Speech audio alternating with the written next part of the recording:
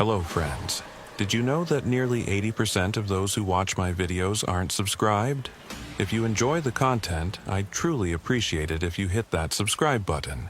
It helps a lot. Also, don't forget to leave a like and share your thoughts in the comments. Your interaction not only supports the channel's growth, but also helps these stories reach more people. Thank you all for being here. By the way, where are you watching from? Let me know in the comments.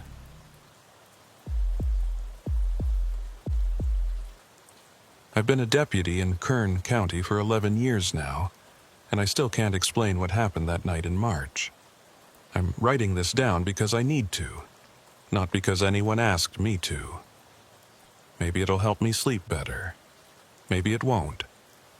My therapist says writing things down can help process trauma, but I don't think she had this kind of trauma in mind when she said it. It was a Tuesday, around 1:30 in the morning. I was working the graveyard shift alone, which wasn't unusual for our station. Budget cuts had reduced our overnight staff to one deputy and a dispatcher who worked from home half the time. That night, it was just me. The dispatcher, Linda, had called in sick around midnight, said something about food poisoning. Protocol said I should have called for backup coverage from the neighboring county, but I didn't. I told myself it was just going to be a quiet night like most of them were. The station was old, built sometime in the 60s, all cinder block and fluorescent lights that buzzed when they felt like it. My desk was in the main room, facing 3 empty cells that we almost never used anymore. Most arrests got processed and transferred to the county facility within hours. Those cells just sat there, doors open, gathering dust and that specific smell that old buildings get. Like concrete and industrial cleaner and something underneath that you can't quite place. Something organic that had been there so long it had become part of the structure itself. I was doing paperwork, routine stuff, incident reports from the previous week that I'd been putting off. The coffee maker gurgled in the corner, making its 4th pot of the night. Outside, Kern County was dead silent. Our town, if you could call it that, had about 800 people spread across maybe 30 square miles of farmland and desert scrub. At night, especially midweek, you could fire a gun down Main Street and not hit anything but air. The divorce had been finalized 3 months earlier. Rebecca had taken the house in town, and I'd moved into a small apartment above the hardware store on Main Street. She'd said she couldn't handle the worry anymore. Couldn't handle lying awake every night wondering if I'd come home. I'd tried to tell her that nothing ever happened in Kern County, that the most dangerous thing I dealt with was occasionally breaking up bar fights at the Dusty Rose Saloon. But she'd made up her mind, and when Rebecca made up her mind about something, that was the end of it. So now I had an apartment that smelled like paint thinner and sawdust, a bed I couldn't sleep in, and night shifts that stretched out like an endless highway to nowhere. The loneliness was worse than I'd expected. After 16 years of marriage, coming home to an empty apartment felt like walking into a stranger's life. Around 2, I decided to do a patrol, not because I needed to, but because sitting in that station was making me feel strange. I'd been feeling off all week, actually. Like I was forgetting something important but couldn't remember what. That restless feeling you get when you're supposed to be somewhere else but you don't know where. It had started small, just a nagging sensation in the back of my mind, but over the past few days it had grown into something more insistent, more demanding. I grabbed my keys and my radio and headed out to the cruiser. The night air was cold, probably mid-40s, with that sharp quality it gets in the desert when the sun goes down. Clear sky, million stars, no moon. The kind of night that makes you feel small and insignificant, like you're just a temporary flicker in an infinite darkness. The cruiser smelled like old coffee and the pine air freshener that hung from the rearview mirror. I'd been meaning to replace that air freshener for months, but kept forgetting. It had faded from green to a sickly yellow color, and barely gave off any scent anymore. just hung there, spinning slowly whenever I hit a bump in the road. I started my patrol route heading north on County Road 14, a 2-lane strip of asphalt that cuts through agricultural land. Fields on both sides, mostly fallow this time of year. The headlights picked up the occasional tumbleweed rolling across the road, and once I saw the eyes of a coyote watching from the shoulder before it turned and disappeared into the darkness. The radio was quiet, except for occasional chatter from other counties. Someone in Wichita County was dealing with a domestic disturbance. Someone in Baylor County had a drunk driver refusing to take a breathalyzer. Normal stuff. The kind of routine chaos that filled up the overnight hours in rural Texas. I'd been driving this route for so long I could probably do it with my eyes closed. Every curve, every dip in the road, every landmark was burned into my memory. There was the old Hendricks place at mile marker 3, abandoned for 10 years now, with windows boarded up and a for sale sign that had been there so long the paint had faded to nothing. There was the water tower at mile marker 5, covered in graffiti from generations of high school kids. There was the railroad crossing at mile marker 6, where Tommy Valdez had gotten his truck stuck and had to be pulled out by a tow truck at 3 in the morning. About 20 minutes into the patrol, my radio crackled. Static at first, then what sounded like someone trying to speak, but the signal was too weak. I adjusted the volume and tried to respond. "Dispatch, this is Unit 7. You trying to reach me?" More static. Then, very faintly, I heard what sounded like my own call sign being repeated. Unit 7, Unit 7. But the voice was wrong, too distant, too hollow, like it was coming from the bottom of a well or from somewhere very far away. It had that quality that recordings sometimes have when they've been copied too many times, degraded and distorted until the humanity is almost gone. "Dispatch, I'm not copying you. Please repeat." The static cut out completely. Dead silence on the radio. Not even the background hiss you normally get, just nothing.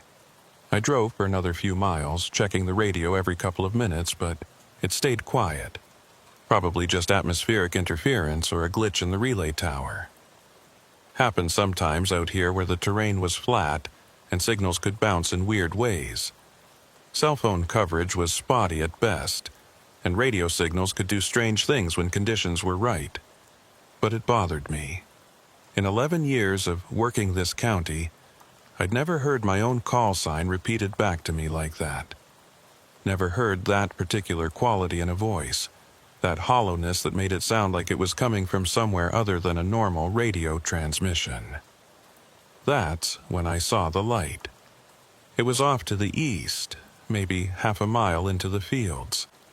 A single point of light, steady and unmoving, about the height a person would hold a flashlight. I slowed down and pulled over to the shoulder, killing my headlights to get a better look. The light stayed where it was.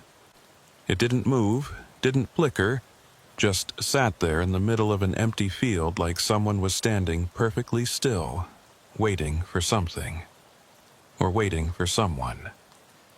I sat there for a full minute, watching the light, trying to figure out what it could be. It wasn't a farmhouse. The nearest structure was at least 2 miles away. It wasn't a vehicle. Too small, too stationary. It wasn't some kind of equipment or machinery. Nothing out here to power anything like that. I grabbed my spotlight and aimed it in that direction, but the beam didn't reach far enough. Just lit up the first 100 yards of dried earth and dead vegetation before fading into darkness. The other light was still visible beyond that, unchanged. If anything, it seemed brighter now, more insistent. I should have called it in, should have requested backup before investigating. But I was alone. Linda was supposedly sick, and calling the county sheriff for backup would mean explaining that I saw a light in a field and got spooked. They already thought I was struggling after my divorce. Sheriff Crawford had pulled me aside last week and asked if I was doing okay, if I needed to talk to someone. I'd told him I was fine, just adjusting to the change. Didn't need him thinking I was losing it over a light in a field. I turned my cruiser onto a dirt access road that led into the fields.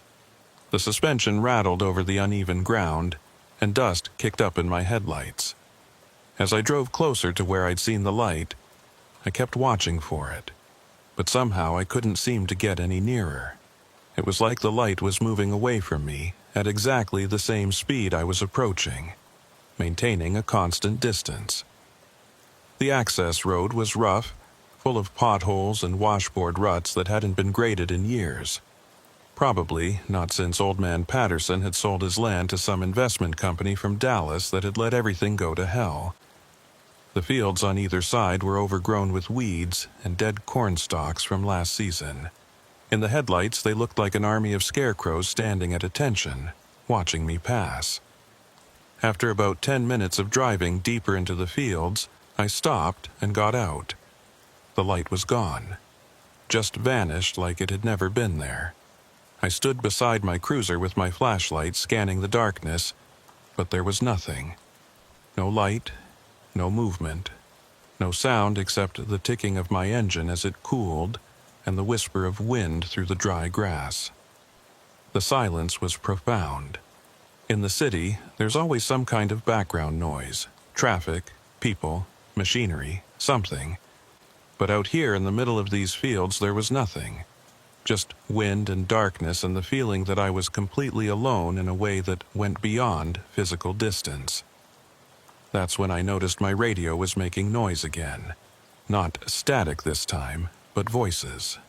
Multiple voices overlapping, all of them speaking at once, too garbled to understand. It sounded like someone had taken dozens of radio transmissions and played them all simultaneously, creating a cacophony of indistinguishable sound. I reached through the window and grabbed the handset. "Dispatch, this is Unit 7. Are you trying to reach me?" The voices stopped instantly. Then, after a long pause, I heard Linda's voice, clear as day, no static at all. "Unit 7, what's your 20? I'm about 3 miles north on County Road 14, investigating a suspicious light. When did you come back on duty?" There was a pause. "Deputy, I've been on duty all night. You called in at the start of your shift like always." My mouth went dry. "Linda, you called in sick, around midnight. Said you had food poisoning." Another pause, longer this time.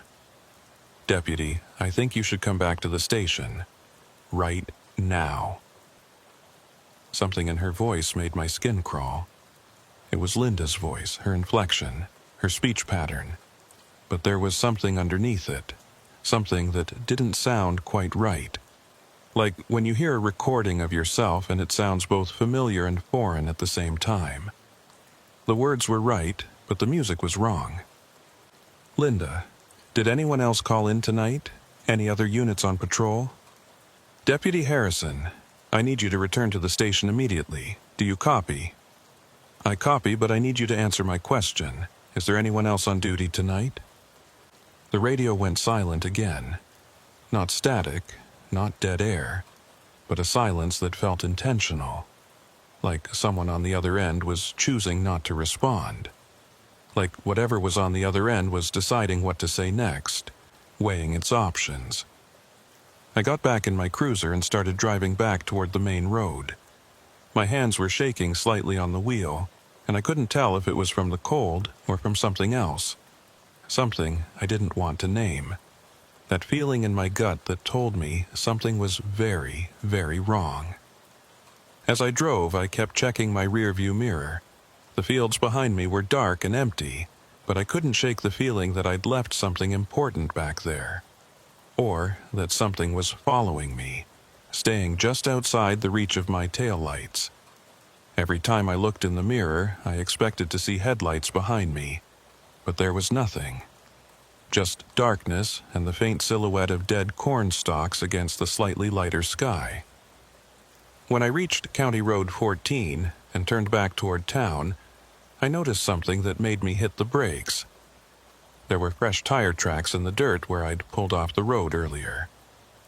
My tracks, heading into the field. But there was also another set of tracks, wider and deeper, like a larger vehicle had followed me in. And these tracks didn't lead back out to the road. They just stopped, right there in the middle of the access road, like whatever made them had simply ceased to exist.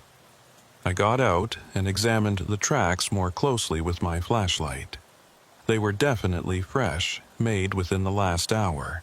The edges were still sharp, not yet eroded by wind. And they were strange. The tire tread pattern didn't match anything I recognized. It wasn't the standard pattern you see on commercial vehicles or even heavy trucks. It was something else, something I couldn't identify. The tracks led about 50 yards into the field and then just ended. Not like the vehicle had turned around, not like it had gotten stuck. Just ended, as if the vehicle had been lifted straight up into the air or had simply vanished. I stood there in the cold, staring at those impossible tracks, and felt the first real stirring of fear. Not the adrenaline-pumping fear you get during a dangerous situation, but something deeper and more primal.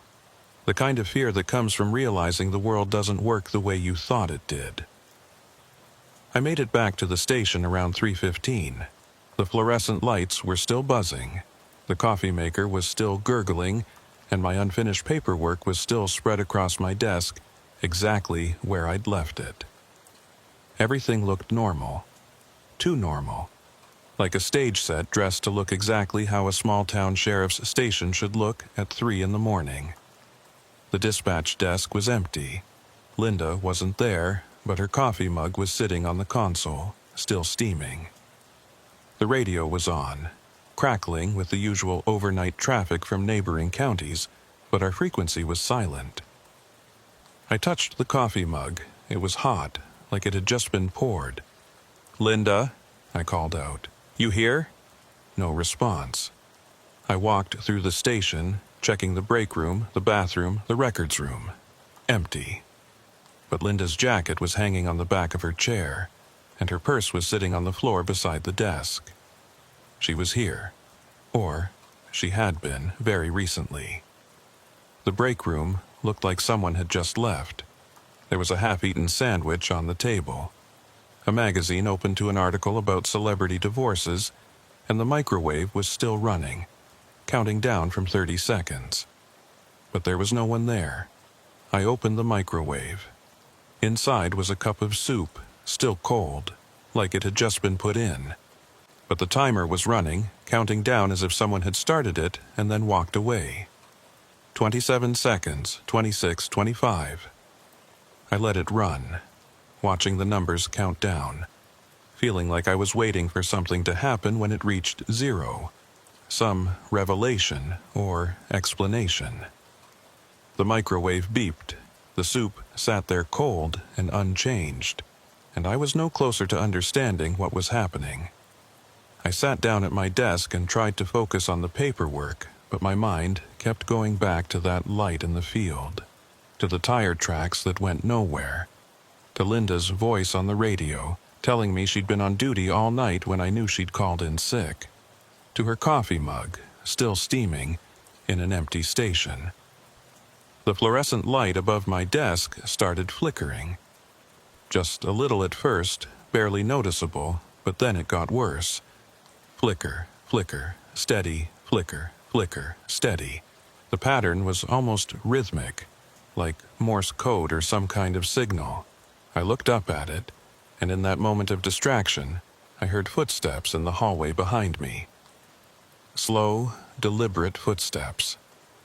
The kind someone makes when they're not in a hurry, when they have all the time in the world. I turned around. Linda was standing in the doorway to the records room, but something was wrong with her. She was wearing her uniform, had her dispatcher headset around her neck, looked exactly like herself. Same short blonde hair, same reading glasses on a chain, same wedding ring she always wore even though her husband had died 3 years ago. But she wasn't moving, just standing there perfectly still, staring at me with an expression I couldn't read. "Linda, you okay?" She didn't respond. didn't blink, didn't breathe, as far as I could tell. Just stood there like a mannequin, watching me with eyes that reflected the flickering fluorescent light in an odd way. Eyes that looked flat and lifeless, like a doll's eyes. I stood up slowly, my hand instinctively moving toward my service weapon. "Linda, you're starting to freak me out here." That's when she smiled. Not a normal smile, but something wider and more deliberate. Too wide. Her mouth opened further than it should have been able to, revealing teeth that seemed too white, too perfect. And she said, in that same voice I'd heard on the radio, "Deputy Harrison, you need to check cell 3. Cell 3, the last cell in the row, the one furthest from my desk. The one we hadn't used in at least 6 months. The one that had a reputation among the deputies. Nothing specific, just a feeling. Nobody liked going in there, nobody liked walking past it. There were jokes about it being haunted, about hearing things, but they were the kind of jokes people make when they're trying to make light of something that actually bothers them. Why do I need to check cell 3? Because someone's waiting for you." The fluorescent light above my desk went out completely. The only light now came from the hallway behind Linda and the dim emergency lighting near the exit. In that reduced visibility, I could see that Linda's shadow was wrong. It was too long, stretching across the floor toward me, and it didn't match her posture. She was standing upright, but her shadow looked like it was crouching, ready to spring. And it was moving independently, shifting and writhing like a living thing. "Linda, I need you to step into the light where I can see you properly." She didn't move. That smile stayed fixed on her face, and her eyes never blinked. "Cell 3, Deputy. Someone's been waiting for you all night. They've been very patient." I drew my weapon, not pointing it at her, just holding it at low ready, because everything in my training was screaming that this situation was wrong. 11 years as a deputy, 16 years before that in the Army, and every instinct I'd developed was telling me to run. But I couldn't run. This was my station, my territory, my responsibility. "Linda, I'm going to ask you one more time. Step into the light." The figure in the doorway didn't move, but the shadow did. It stretched further across the floor, elongating impossibly, reaching toward my desk like a living thing. The edges of it seemed to pulse and writhe, and where it touched the floor, the linoleum seemed to darken as if the shadow was burning through it or staining it permanently. I took a step back and my foot kicked something on the floor. I looked down. It was Linda's dispatcher headset, the one she'd been wearing around her neck a moment ago. But it was old, corroded, like it had been sitting in a damp basement for years. The foam padding was rotted away, and the plastic was cracked and discolored. The wires were green with oxidation, and there was something growing on it. Some kind of mold or fungus that shouldn't have been able to grow on plastic and metal. When I looked back up, the figure in the doorway was gone, just an empty hallway, and that wrong shadow retreating back toward the records room. It moved like oil, sliding across water, unnatural and fluid, defying the laws of physics that said shadows were supposed to stay attached to their sources. I should have run, should have called for backup, gotten in my cruiser, and driven straight to the county sheriff's office. Should have broken every protocol and procedure and gotten the hell out of that station. But I didn't, because I could hear something coming from cell 3. A sound like breathing, slow and steady, echoing in the concrete space. And underneath the breathing, I could hear something else. Humming. Someone was humming a tune I almost recognized. Something old. Something that tickled the back of my memory but wouldn't come into focus. I moved down the hallway toward the cells, my weapon raised, flashlight in my other hand. Cells 1 and 2 were empty, doors standing open like always. But cell 3's door was closed. I couldn't remember the last time we'd closed one of those doors. Couldn't remember ever seeing that particular door closed in all my years at the station. The breathing sound got louder as I approached. Not labored, not distressed, just steady and rhythmic, like someone sleeping deeply, and that humming continued, weaving in and out of the breathing, creating a strange harmony. I reached for the door handle, and the moment my fingers touched the cold metal, the breathing stopped. Complete silence. The humming continued for a moment longer, then faded away like someone turning down a volume knob. In the silence that followed, I could hear my own heartbeat, my own breathing, the creak of my leather duty belt as I shifted my weight. I pulled the door open and shined my flashlight inside. The cell was empty. Nothing but a metal bench bolted to the wall and a toilet in the corner. No person, no sign that anyone had been there. But on the bench, arranged in a neat line, were 6 dispatcher headsets, all of them old and corroded, all of them identical to the one I'd kicked on the floor by my desk. Each one was slightly different in its decay. Some had more rust, some had more of that strange fungus growing on them. Some were cracked or broken in different ways, like they represented different stages of deterioration, different periods of time. And scratched into the concrete wall above the bench, in letters that looked like they'd been carved with a fingernail or a piece of metal, was a message. We've been waiting for you to notice. The letters were deep, carved with significant force. Whoever had made them had spent time on them, had wanted them to be permanent. And the concrete around them was stained darker, like the act of carving had left something behind. Some residue or substance that had seeped into the material. Below the message, smaller and harder to read, were other marks. Names, maybe, or dates. I couldn't quite make them out in the beam of my flashlight. They seemed to shift and change as I looked at them, refusing to come into focus. I backed out of cell 3 and stood in the hallway trying to process what I was seeing. 6 headsets, 6. How long had they been there? Why hadn't I noticed them before? I walked past that cell multiple times every shift, looked into it when I did my security checks. How could 6 corroded headsets have been sitting there without me seeing them? But I knew the answer. I hadn't noticed them because they hadn't been there before. Just like the tire tracks in the field that went nowhere. Just like Linda's voice on the radio when she was supposed to be homesick. Things were appearing and disappearing, and the boundaries between what was real and what wasn't were starting to blur.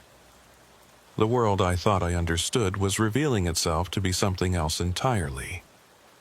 I pulled out my phone to take pictures of the headsets and the message on the wall, but when I looked at the screen, I saw that I had 47 missed calls, all from the same number, all from the station's landline. The phone that was sitting on Linda's desk not 20 feet away from where I'd been sitting all night, but I'd been at the station all night. The phone hadn't rung once. I would have heard it. That phone had a bell loud enough to wake the dead, a mechanical ringer from before everything went electronic. There was no way I could have missed even one call, let alone 47. I scrolled through the call log. The calls had come in at regular intervals, every 12 minutes, starting at 10:47 p.m. and continuing until just a few minutes ago. I checked the time. 3:33 a.m. I did the math. 47 calls over roughly 5 hours meant one call every 12 minutes, like clockwork. Precise, intentional. Not random pocket dials or wrong numbers. Someone or something had called the station 47 times at exact 12-minute intervals while I sat there in silence. The number 12 bothered me.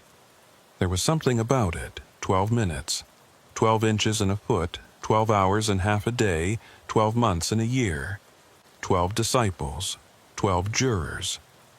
Some kind of significant number that appeared throughout human culture and history. But I couldn't figure out why it mattered. I went back to the dispatch desk. The phone was an old landline. the kind with a physical ringer that was loud enough to wake the dead. There was no way I could have missed 47 calls on that phone.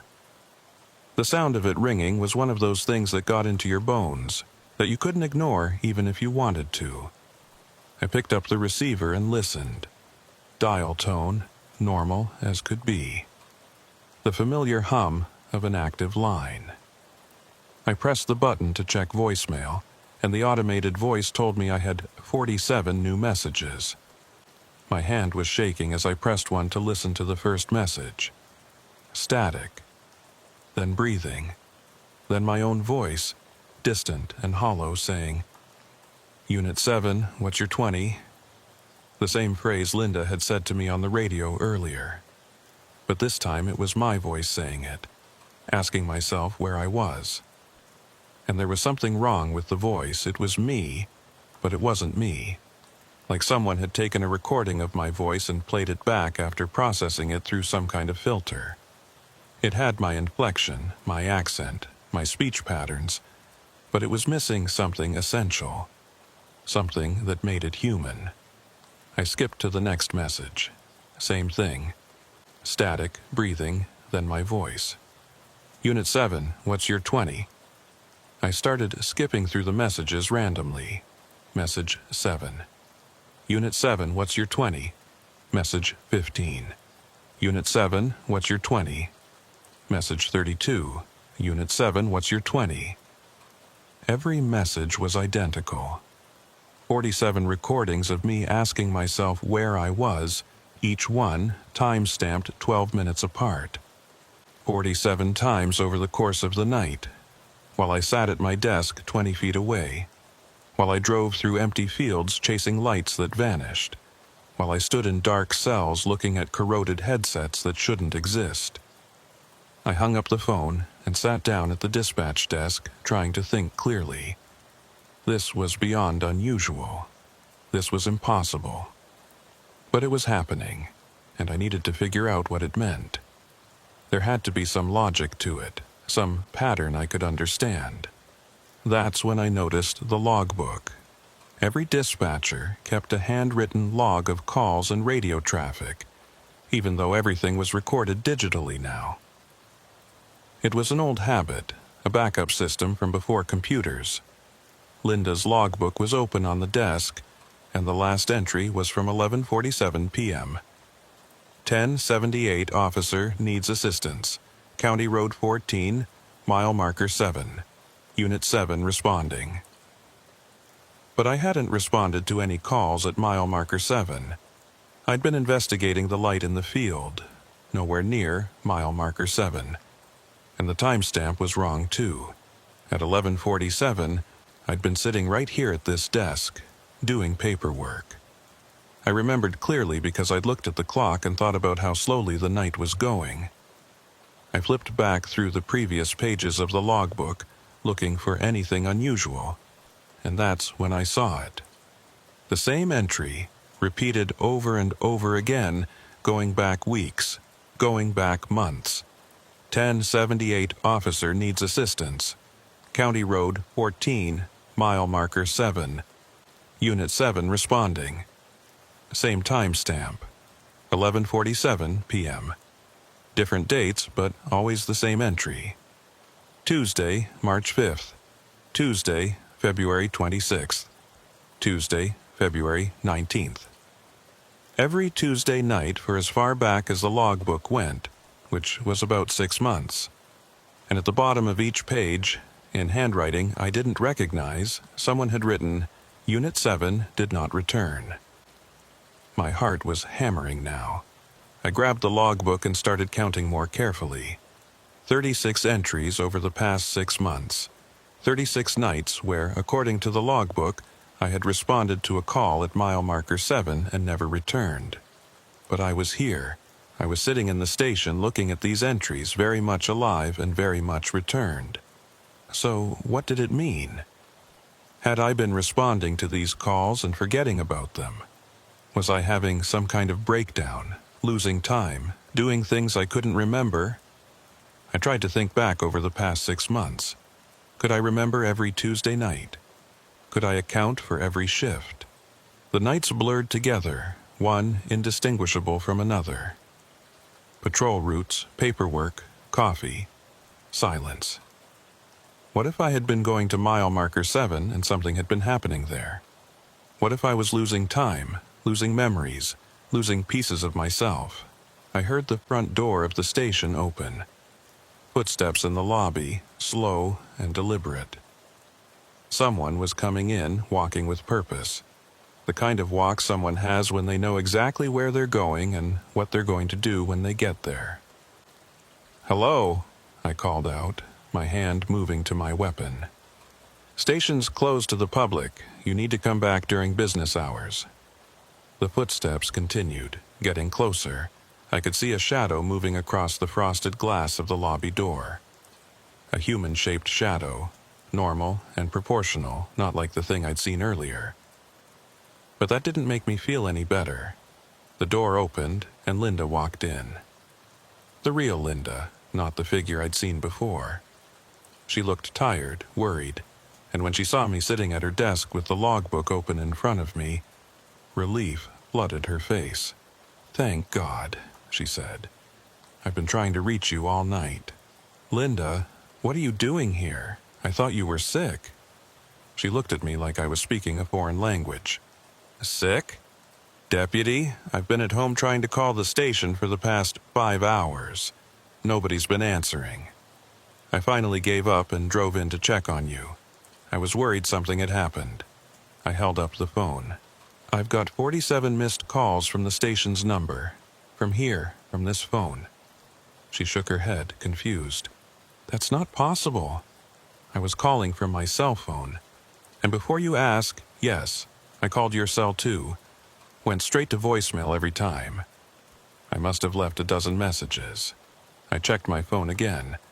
The call log showed 47 missed calls from the station's landline. But when I scrolled further, I saw what Linda was talking about.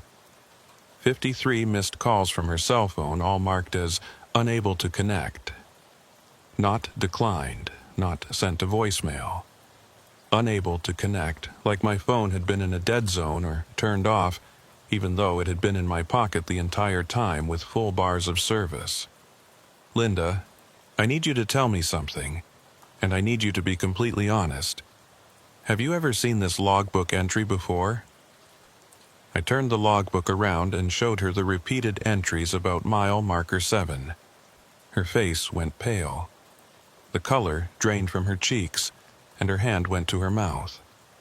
She sat down heavily in her chair and stared at the logbook for a long moment before speaking. When she finally spoke, her voice was barely above a whisper. "Deputy Harrison, I think you need to know something. You're not the first officer to work this shift." Linda pulled out a drawer in the dispatch desk and removed a file folder I'd never seen before. It was old, the manila paper yellowed with age and brittle at the edges. It was labeled simply, "Night Shift Incidents, 19/7, present." The label was typed on an old-fashioned label maker, the kind with the plastic tape that embossed the letters. The kind nobody had used in decades. "What is this?" I asked, though part of me didn't want to know the answer. "This is everything the department doesn't want to talk about," she said quietly. "Every unexplained disappearance, every officer who reported strange occurrences on the night shift, every incident that got written off as stress or fatigue or equipment malfunction, everything that didn't make sense, everything that couldn't be explained." She opened the folder and spread out the contents on the desk. Incident reports, photographs, transcripts of radio calls. And at the center of it all, a map of Kern County with 6 red X's marked on it. One of them was at mile marker 7 on County Road 14. The others were scattered across the northern part of the county, but they formed a pattern, a rough circle, with mile marker 7 at its center. 6 officers over 36 years, Linda continued. All of them working the night shift, all of them alone. The first one was in 1987. deputy named Marcus Webb. He was 24 years old, fresh out of the academy, married, wife pregnant with their first child. He radioed in that he was investigating a suspicious light near mile marker 7, never returned. They found his cruiser 3 days later, parked on the shoulder with the engine still running and the driver's door open. No sign of Marcus, no evidence of foul play, just gone. I looked at the photograph of Marcus Webb. Young guy, couldn't have been more than 25. Smiling in his department photo, full of confidence and optimism. Dark hair, strong jaw, bright eyes. He looked like he believed he could make a difference, like he believed the world made sense. The next page showed a photo of his abandoned cruiser, and my blood ran cold. It looked exactly like mine. Same make, same model, even the same placement of equipment. Like someone had taken a photo of my car and aged it 36 years. The second disappearance was in '93, Linda went on. Deputy Sarah Mitchell, 31 years old, 8 years on the force. Same story. Investigating a light in a field, radioed in her position, never heard from again. They found her cruiser 6 days later in almost the exact same spot where they'd found Marcus Webb's. Engine running, door open, no sign of Sarah. After that, the department tried to stop assigning solo night shifts, but budget cuts and staffing issues meant someone always ended up working alone eventually. She pulled out more photographs. More officers, more abandoned cruisers. All of them found at or near mile marker 7, all of them with engines running and doors open, all of them empty of their occupants. Deputy Michael Ramirez, 1999. Disappeared after responding to a call about a stranded motorist near mile marker 7. Deputy Jennifer Kowalski, 2006. Last radio contact mentioned seeing unusual lights in the fields. Deputy Robert DeMarco, 2012. Cruiser found with his coffee still warm in the cup holder. Deputy Kevin Torres, 2018. His cruiser was discovered with all the lights on, radio still transmitting static, as if he'd just stepped out for a moment and was coming right back. The last one before you was Deputy Kevin Torres in 2018. He lasted 3 months on the night shift before he disappeared. But here's what makes your case different, Deputy Harrison. You're still here. You've been working this shift for 6 months and you're still here. That's never happened before.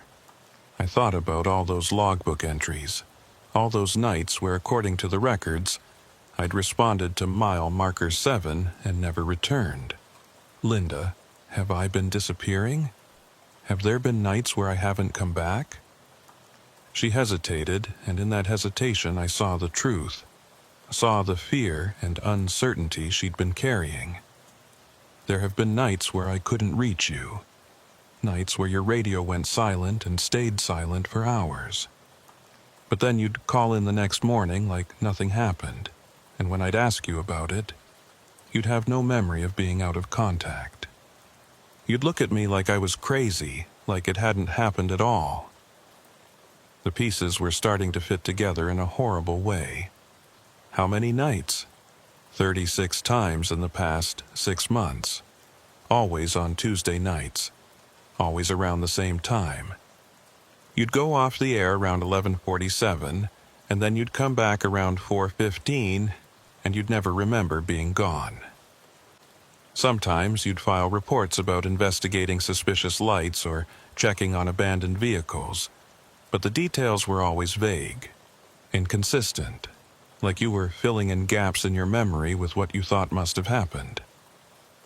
Tuesday nights. Today was Tuesday. Tonight was the 37th time. The pattern was complete, or maybe just continuing. I was part of something that had been happening for 36 years, something that took officers one by one and left nothing behind but abandoned cruisers and unanswered questions. "Why didn't you tell me?"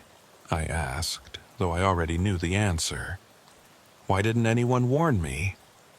Because Everyone who tried to warn previous officers either quit or disappeared themselves. There's something about this shift, about mile marker 7, that doesn't want to be investigated. It protects itself. It removes anyone who gets too close to understanding what it is. Sheriff Crawford knows. The county commissioners know. But they keep it quiet because they don't have a choice. What are they supposed to do? Close down an entire section of highway? Admit that officers disappear and they don't know why? I looked at the map again, at those 6 red X's. They weren't random. They formed a pattern, a rough circle with mile marker 7 at the center. And inside that circle, written in faded pencil, someone had drawn strange symbols that I didn't recognize. They looked almost like letters, but not from any alphabet I knew. Curved and angular at the same time, interconnected in ways that hurt my eyes if I looked at them too long. What are these symbols? I don't know. They were in the original file from 1987. Some investigator drew them after interviewing witnesses who lived near the disappearance sites. Multiple people reported seeing those symbols scratched into trees, carved into fence posts, painted on abandoned buildings, always within this circle, always near where the officers disappeared. I traced the circle with my finger. It encompassed maybe 50 square miles of northern Kern County. Agricultural land mostly, a few small ranches, some abandoned properties. Nothing that seemed particularly significant or unusual. Just empty Texas countryside, the same as thousands of other square miles in the state. Has anyone tried to investigate the area? Really investigate it, I mean. Not just respond to calls, but actually search for whatever's out there? Linda nodded, 3 times. First in 1987, right after Marcus Webb disappeared. They brought in search and rescue teams, cadaver dogs, even some federal agents. Spent 2 weeks combing the area. Found nothing.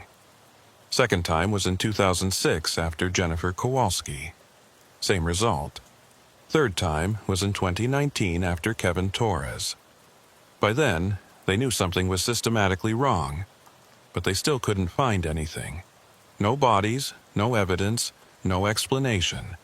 Just empty fields and abandoned buildings and the feeling that something was watching them the whole time. What kind of feeling? The investigators reported feeling like they were being observed, like something was aware of them and tracking their movements. Some of them said they heard voices when there was no one around, saw lights that vanished when they approached, found tire tracks that led nowhere. The same things you experienced tonight.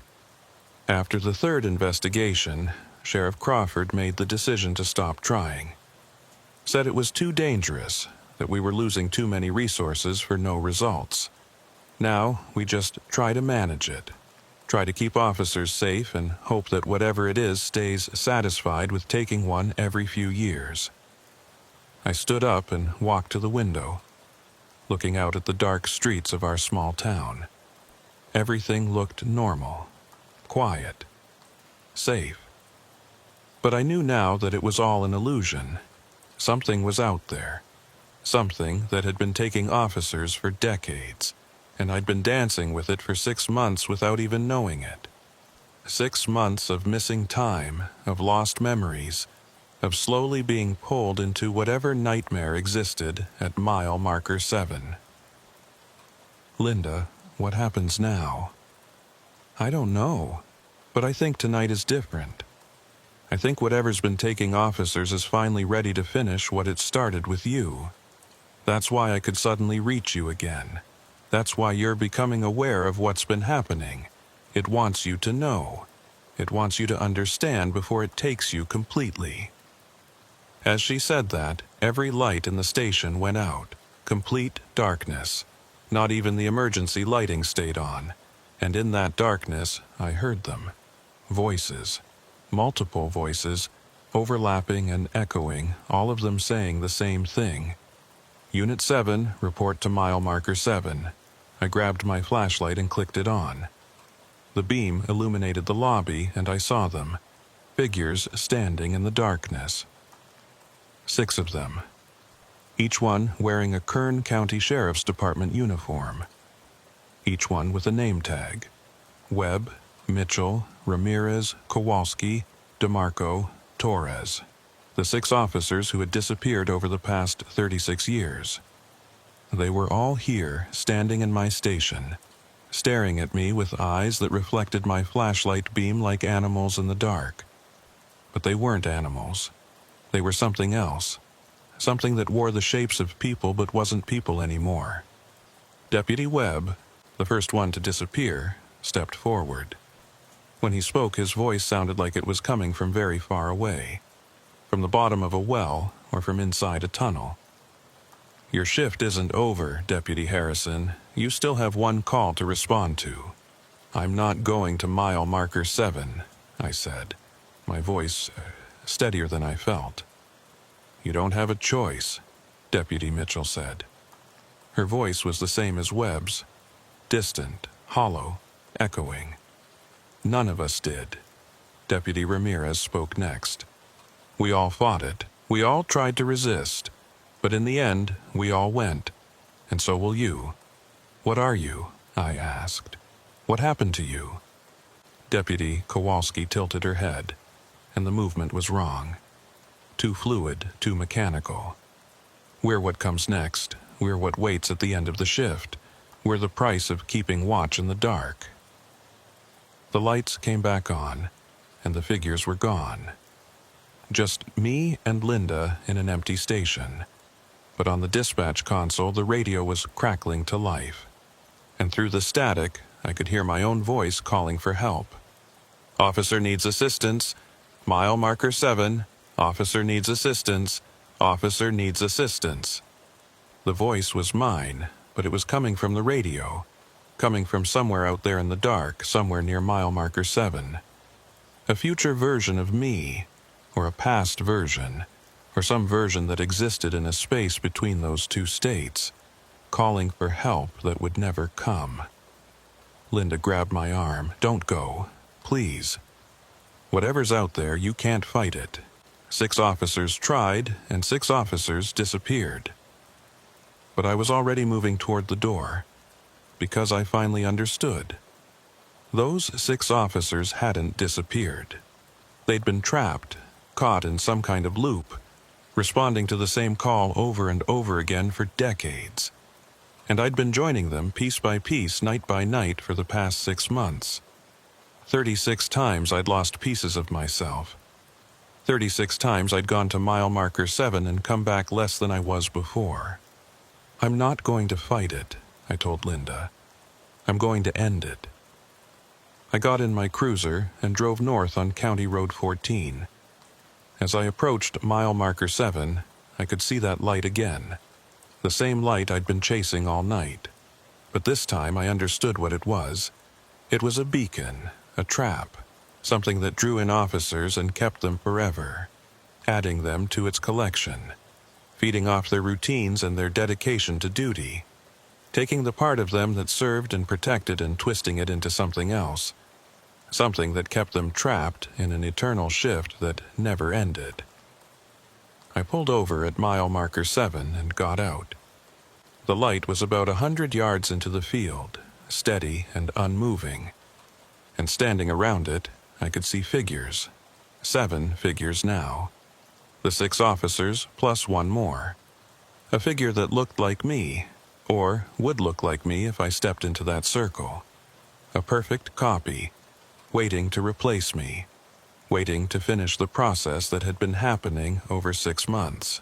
"Deputy Harrison," the figure said in my voice, "your shift is over. Time to join us. Time to take your place in the pattern." I drew my weapon, not pointing it at the figures but at the light itself. "No, my shift is over when I say it's over." And I fired 6 shots, emptying my magazine into that light. The bullets seemed to hang in the air for a moment, frozen in time and space, and then the light shattered like glass. The sound was deafening, a shriek of breaking reality that echoed across the empty fields.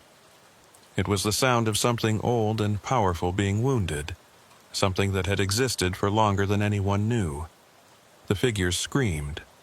All of them, including the one that looked like me. They scattered, dissolving into shadow and nothingness, their forms breaking apart like smoke in wind. And in the sudden darkness that followed, I heard something else. Sirens, real sirens coming from town. Linda had called for backup. Every available unit was heading this way, drawn by my gunshots and by Linda's frantic radio calls. And as they arrived, as their lights flooded the field and their voices called out to me, I realized what I'd done. I'd broken the cycle. I'd refused to join the pattern. And in doing so, I'd freed something that had been trapped for 36 years. Over the next few weeks, there were strange reports from across Kern County. People seeing officers in old uniforms walking the highways at night. Cruisers from decades past pulling into gas stations with no drivers behind the wheel. Radio calls from voices that shouldn't exist anymore. Voices that had been silent for years or decades. The 6 officers were free, but they weren't gone. They were still out there, still working their shifts, still protecting the county in whatever way spirits can protect anything. Still serving, still watching, still keeping guard in the darkness. As for me, I put in for a transfer, got assigned to day shift in a different county entirely. Started over, new station, new coworkers, new routines. I never worked another night shift in Kern County, and I never went near mile marker 7 again. But sometimes, late at night when I can't sleep, I turn on my old radio and scan through the frequencies.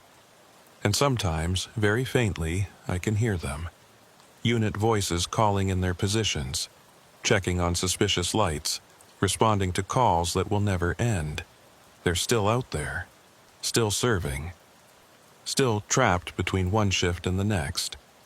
And sometimes I swear I can hear them calling my name, inviting me back to join them in the eternal patrol, whispering through the static that my shift isn't really over, that I left something unfinished at mile marker 7, that there's still work to be done in the darkness.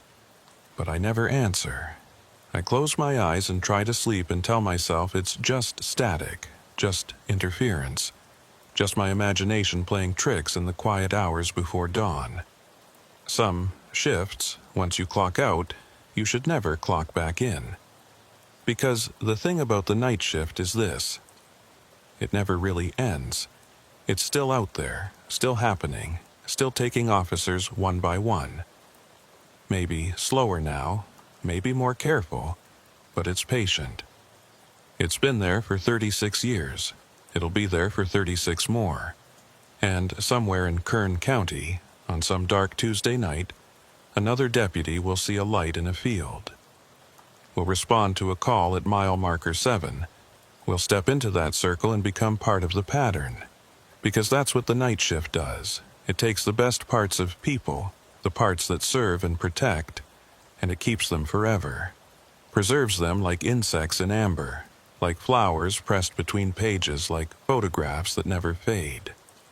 I broke free, but the pattern remains. And it's always looking for the next Unit 7. Always waiting for the next officer who will notice too much, who will investigate too deeply, who will finally understand what it means to serve forever in the darkness. I just hope they're smarter than I was. I hope they run when they see that light instead of investigating. I hope they ignore the calls from mile marker 7, but I know they won't, because that's what makes someone a good officer. The inability to ignore a call for help, even when every instinct screams that something is wrong. The compulsion to investigate, to serve, to protect, and that's exactly what it feeds on. Forever and ever, amen.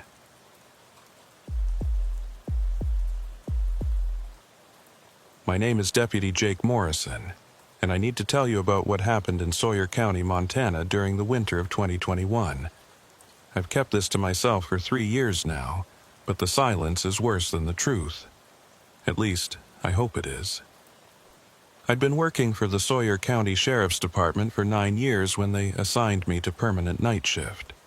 It wasn't a punishment exactly, more like a necessity.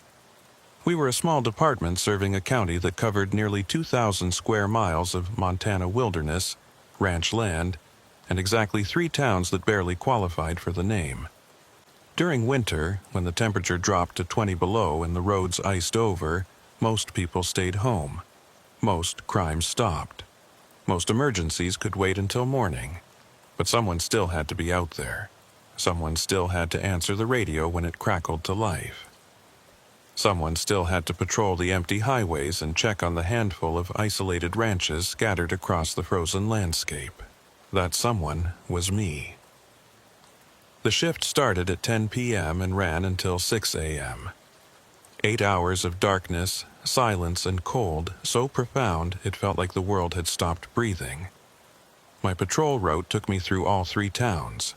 Sawyer Falls, population 847, Red Creek, population 512, and Millbrook, population 298, and then out into the vast nothing between them.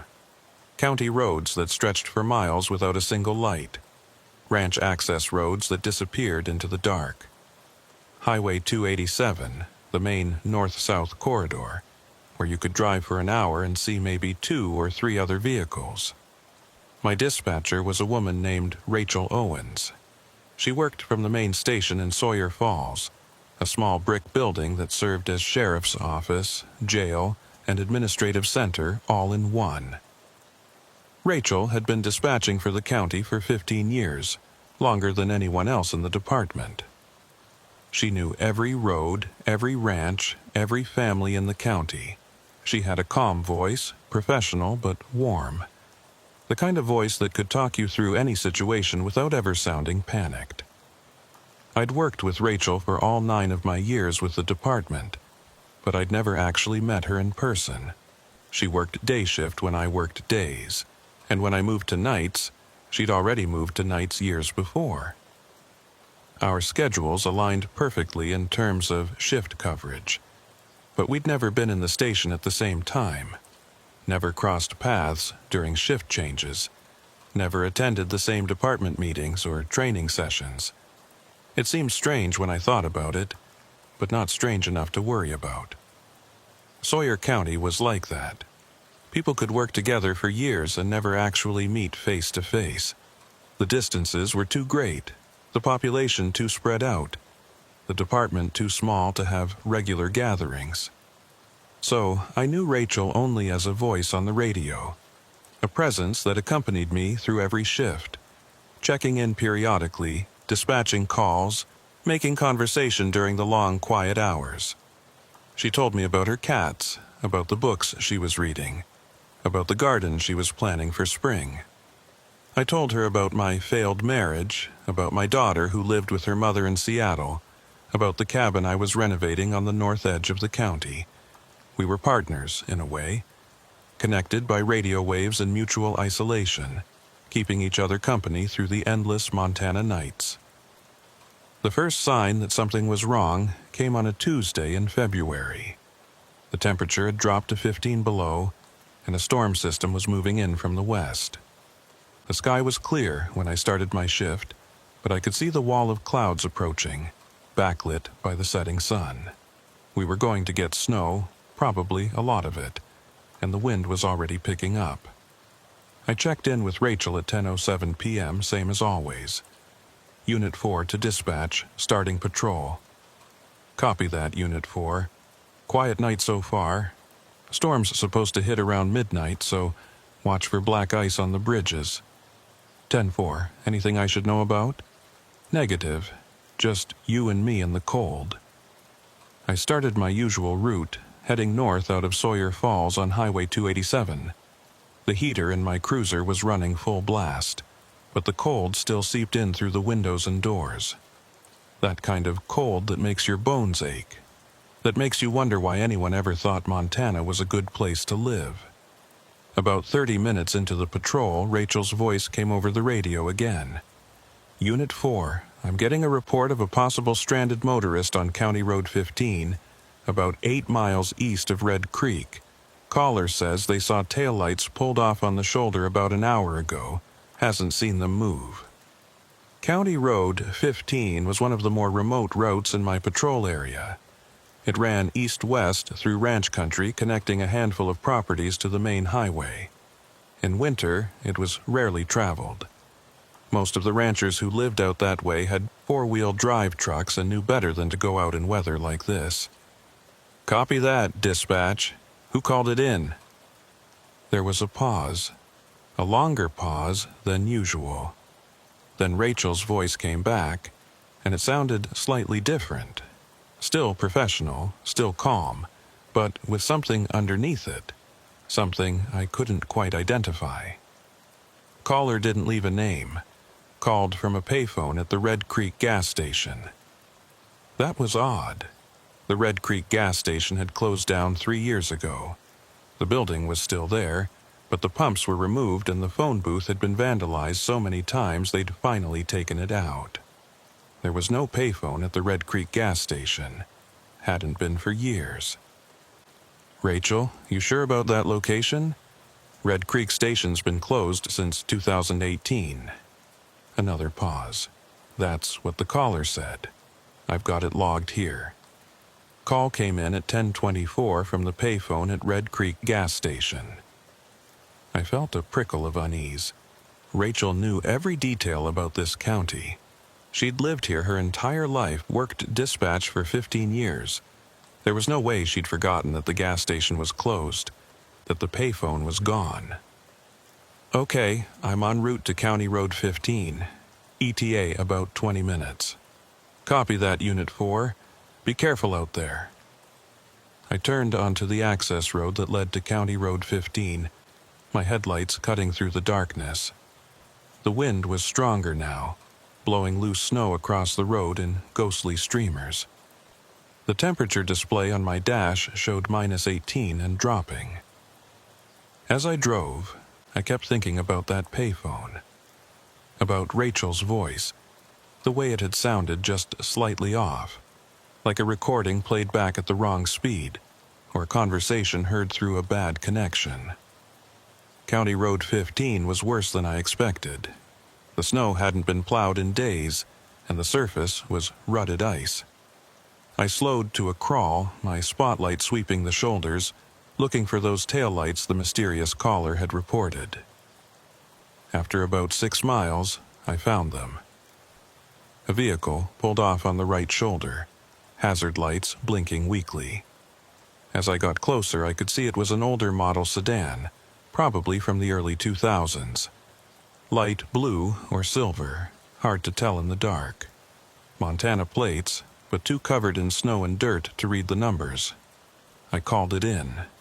"Dispatch, Unit 4. I'm 1097 at County Road 15, mile marker 6. Got a silver sedan pulled over. Hazards on, no sign of occupants visible." "Copy that, Unit 4. Proceed with caution." I pulled up behind the sedan and left my engine running, my overhead lights painting the scene in alternating blue and red. I grabbed my flashlight and got out, immediately hit by wind so cold it felt like needles on my exposed skin. The sedan was empty. I could see that much before I even reached it. The windows were frosted over, but I could make out the empty seats through the clear patches. I tried the driver's door. Unlocked, I pulled it open and shined my flashlight inside. The interior was clean. No personal belongings, no trash, no indication of who had been driving. The keys were in the ignition, turned to the off position. The gas gauge showed a quarter tank. No obvious mechanical problems. No flat tires. Nothing that would explain why someone had pulled over here and then apparently vanished. I checked the glove compartment. Registration and insurance card, both made out to someone named Elizabeth Marsh, with an address in Billings. The registration was current, dated just 2 months ago. "Dispatch, vehicle is registered to Elizabeth Marsh, Billings address. No sign of the driver. Vehicle appears operable, no obvious issues. Any reports of missing persons matching that name?" The radio crackled with static. Then Rachel's voice, but it sounded wrong again.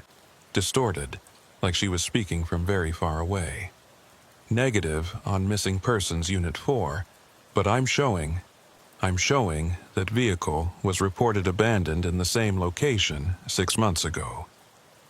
The cold I felt had nothing to do with the temperature now. Say again, dispatch? Vehicle registration shows a previous incident report. Same vehicle, same location, 6 months ago. September 15th. Vehicle was found abandoned, driver never located. I looked at the registration card again. It was dated December 2020, 2 months ago. There was no way this vehicle had been abandoned here 6 months ago, and then re-registered 2 months ago, and then abandoned here again in the exact same spot. Rachel, that doesn't make sense. The registration is current. This vehicle's been on the road recently. I'm just telling you what's in the system, Unit 4. I walked around the vehicle, my flashlight beam cutting through the blowing snow. That's when I noticed the tracks, or rather, the lack of tracks. The sedan was sitting in snow that had been undisturbed for days, maybe weeks. There were no tire tracks leading to it, no footprints around it. It was like the vehicle had been dropped from the sky and placed perfectly on the shoulder. Dispatch, I'm not seeing any tracks here, no indication of how this vehicle got to this location. The radio crackled, static, wind noise, and underneath it, something else. Something that might have been breathing. Unit 4, please repeat, you're breaking up. I said there are no tracks. The snow around the vehicle is undisturbed. It's like it's been here for weeks, but the registration says, Unit 4, I'm losing your signal. Please return to main highway for better reception. But my radio was working fine. Full bars, clear signal. I could hear Rachel perfectly, even with that strange distortion in her voice. Dispatch, my signal is strong. Can you copy? Unit 4, if you can hear me, return to main highway. The radio went silent. Not static, not dead air, just silence. Like someone had muted the other end. I stood there beside the abandoned sedan in the freezing wind, on a road that saw maybe 3 vehicles a week, and felt the first real stirring of fear. Something was wrong. Not just wrong with the vehicle or the situation, but wrong with everything. Wrong with Rachel's voice, wrong with the information she was giving me, wrong with the way the world was behaving. I got back in my cruiser and started driving back toward the main highway. The snow was falling harder now, the storm front moving in. Visibility was dropping fast. I kept trying to raise Rachel on the radio, but got nothing. Just that heavy silence that felt like something was listening. When I reached Highway 287, I tried again. Dispatch, Unit 4, do you copy? Immediately, Rachel's voice came back, clear as a bell. No distortion, no distance, just her normal, calm, professional tone. Copy, Unit 4, I was starting to worry. You went off the air for about 15 minutes. Rachel, I was trying to reach you the whole time. What happened? I don't know. Radio just went dead on my end. Equipment's been acting up all week. Probably the cold affecting the relay towers. You okay? Yeah, listen. That vehicle on County Road 15. You sure about that previous report? About it being abandoned in the same spot 6 months ago? There was a pause. What vehicle are you talking about? My hands tightened on the steering wheel. The silver sedan, the one you dispatched me to. Registration to Elizabeth Marsh. Unit 4, I didn't dispatch you to any vehicle. You said you were heading north on 287, and then you went off the air. I pulled over to the shoulder and put the cruiser in park. My heart was hammering. Rachel, you sent me to County Road 15 to check on a stranded motorist. Report came in from a payphone at the Red Creek gas station. Jake, she never called me by my first name on the radio. Always Unit 4, always professional. Jake, I haven't dispatched any calls tonight. It's been completely quiet. And there's no payphone at the Red Creek station. You know that. I sat there, engine running, heater blasting, snow swirling in my headlights, and tried to understand what was happening. Had I imagined the entire call? Had I driven to County Road 15 on my own for some reason and then constructed a false memory of being dispatched there? "I need you to check something for me," I said. "Pull up the incident reports from September.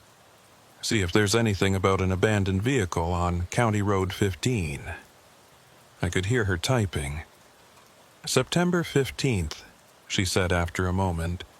"Deputy Collins responded to a report of an abandoned vehicle on County Road 15, mile marker 6. Silver sedan, registered to... Oh, to Elizabeth Marsh? Yes. How did you know?"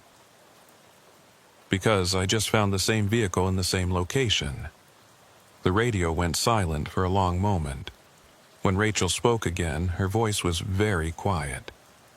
"Jake, that vehicle was towed 6 months ago. It's in the impound lot in Billings. It can't be on County Road 15. Then what did I just find? I don't know.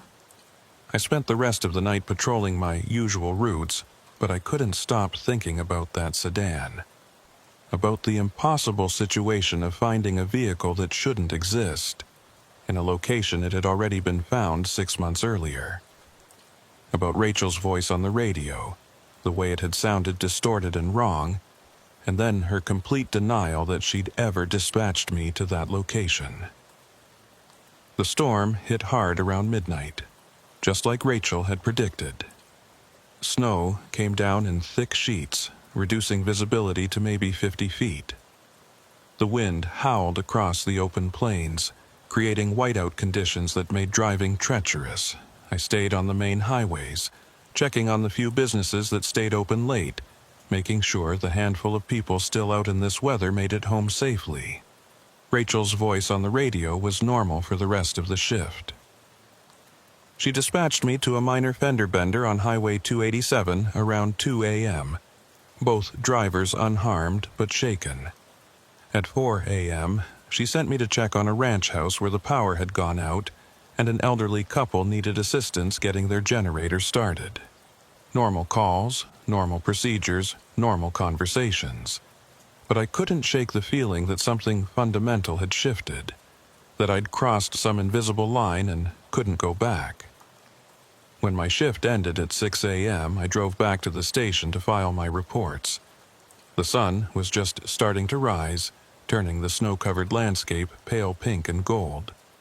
The storm had passed, leaving behind a world that looked clean and new and innocent. I parked in my usual spot and walked into the station. Dispatch was on the second floor, up a narrow staircase that creaked with every step. I'd never been up there during my night shifts. Never had a reason to. But I needed to see Rachel. Needed to look her in the eye and confirm that she was real, that our conversation had been real, that I wasn't losing my mind. The dispatch room was small, maybe 10 by 12 feet, with one large desk covered in radio equipment, computers, and stacks of paperwork. 3 monitors showed feeds from the handful of traffic cameras scattered around the county. A coffee maker gurgled in the corner, and the whole room smelled like old coffee and electronic equipment. But the room was empty. I stood in the doorway, looking at the empty chair, the silent radio equipment, the coffee maker with its full pot of coffee that no one had poured. According to the schedule board on the wall, Rachel Owens should have been here. Her shift ran from 10 p.m. to 6 a.m., same as mine. She should have been sitting at that desk right now, finishing up her paperwork, getting ready to hand off to the day shift dispatcher. Sheriff Tom Bradley was coming up the stairs behind me. He was in his early 60s, built like a bull, with a weathered face and sharp eyes that missed nothing.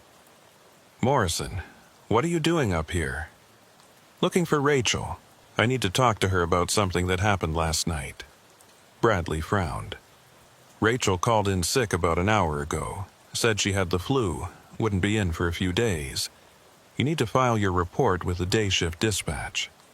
She called in an hour ago? Yeah, why? Because I was talking to her on the radio an hour ago. She was working her shift. Bradley's frown deepened. That's not possible. I took her call myself. She sounded rough, said she'd been sick all night. Couldn't have been working. I felt that prickle of unease again, stronger this time. Sheriff, I talked to Rachel all night. She dispatched me to 2 calls, checked in with me regularly. It was definitely her voice. Then you were talking to day shift. Maybe Carrie came in early. No, sir. I checked my log. All my communications were on the night shift frequency, and the voice was definitely Rachel's. Bradley looked at me for a long moment, and I could see him trying to decide if I was messing with him or if something genuinely strange was happening. Come with me, he said. We went downstairs to his office, and he pulled up the radio logs on his computer. Every transmission was recorded and time-stamped, standard procedure for law enforcement. He scrolled through the night's entries, looking for my communications. Here, he said, pointing at the screen. 10:07 p.m. You check in to start your shift, and then nothing.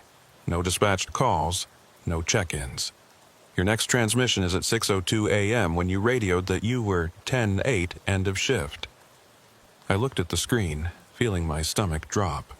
That's not possible. I made multiple radio calls last night. I reported the abandoned vehicle on County Road 15, the fender bender on 287, the generator call at the Morrison Ranch. The Morrison Ranch. Bradley's expression changed. Jake, there is no Morrison Ranch. Not in this county. Yes, there is. You sent me there around 4 a.m. Elderly couple, power out, needed help with their generator. Bradley shook his head slowly.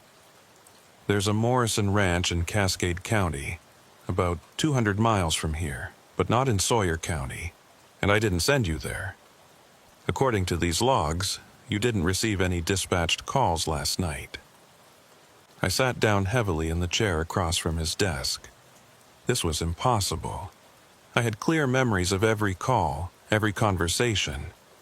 I could remember the faces of the people at the fender bender, could remember the smell of diesel fuel from the generator, could remember Rachel's voice guiding me through the shift. Sheriff, I'm not making this up. Something happened last night, something strange. I believe you, Bradley said, and the fact that he said it so calmly was somehow more disturbing than if he'd accused me of lying. This isn't the first time. What do you mean? He closed the door to his office and sat down behind his desk. Jake, how much do you know about Rachel Owens? Just what she's told me over the radio. She's been dispatching for 15 years, lives in town, has some cats. Why? When did you last see her? In person, I mean. I thought about it. I don't think I ever have. We've always worked the same shifts, but different times. We've never been in the station together. No one has, Bradley said quietly. No one in this department has ever seen Rachel Owens in person. Not in the last 5 years anyway. The room felt suddenly colder. What are you talking about? Rachel Owens was one of our dispatchers. That part's true. She worked here for 10 years, 2005 to 2015. She was good at her job. Great, actually. Knew the county better than anyone. Had a calm voice that could talk anyone through anything. She worked night shift mostly, preferred it. Said she liked the quiet. Was, I said, focusing on his use of the past tense. In January 2015, Rachel was dispatched to work a day shift because we were short-staffed. It was a Wednesday, middle of winter, a lot like today. She was driving to work from her house on the north end of town when her car hit a patch of black ice on Bridge Street. Went through the guardrail and into Sawyer Creek. The water was frozen, but the ice broke. Her car went through. I felt something cold spreading through my chest. She died? They found her car 3 days later. She was still inside, still belted into the driver's seat. Medical examiner said she'd probably died on impact, didn't suffer. We had a funeral, closed down the station for a day. Whole town turned out. Rachel was well liked. But if she died in 2015, then who's been working dispatch for the last 6 years? Bradley looked at me with tired eyes. That's what we can't figure out. About a month after Rachel died, the night shift deputies started reporting radio contact with her. Said she was dispatching calls, checking in, having normal conversations. At first, we thought they were playing some kind of sick joke, but then we pulled the radio logs. There was nothing. No transmissions, no recorded conversations, nothing. But 3 different deputies, all of them solid and reliable. All of them reported talking to Rachel. What did you do? What could we do? We couldn't prove anything was happening. The deputies insisted they were having real conversations, but we had no evidence. Eventually, we just accepted it, stopped fighting it. If the night shift deputies wanted to believe they were talking to Rachel's ghost, or memory, or whatever, fine, as long as they did their jobs and stayed safe. And no one thought to mention this to me when I took over night shift? Would you have believed us if we had? He had a point. If someone had told me I'd be talking to a dead dispatcher, I would have laughed it off or requested a different shift. There's something else, Bradley continued. Every deputy who's worked night shift and reported contact with Rachel, they've all experienced other things. Strange calls that don't appear in the logs. Dispatches to locations that don't exist. Situations that seem real at the time but can't be verified afterward. Like an abandoned vehicle that was towed 6 months ago. Exactly like that. Deputy Collins, the one who responded to that original call about Elizabeth Marsh's sedan, he reported the same thing you did. Found the vehicle, called it in. Rachel told him it had been there before. Then, when he tried to verify it later, there was no record of his transmission. The vehicle existed, the incident report existed, but his conversation with Rachel didn't. So, what is she? A ghost? A recording? What? I don't know, but I think she's trying to warn us about something. All those strange calls, all those impossible situations, they all seem to be pointing toward something, some pattern we're not seeing. I thought about the sedan on County Road 15, about the lack of tire tracks, the undisturbed snow, about the payphone at the gas station that didn't exist anymore.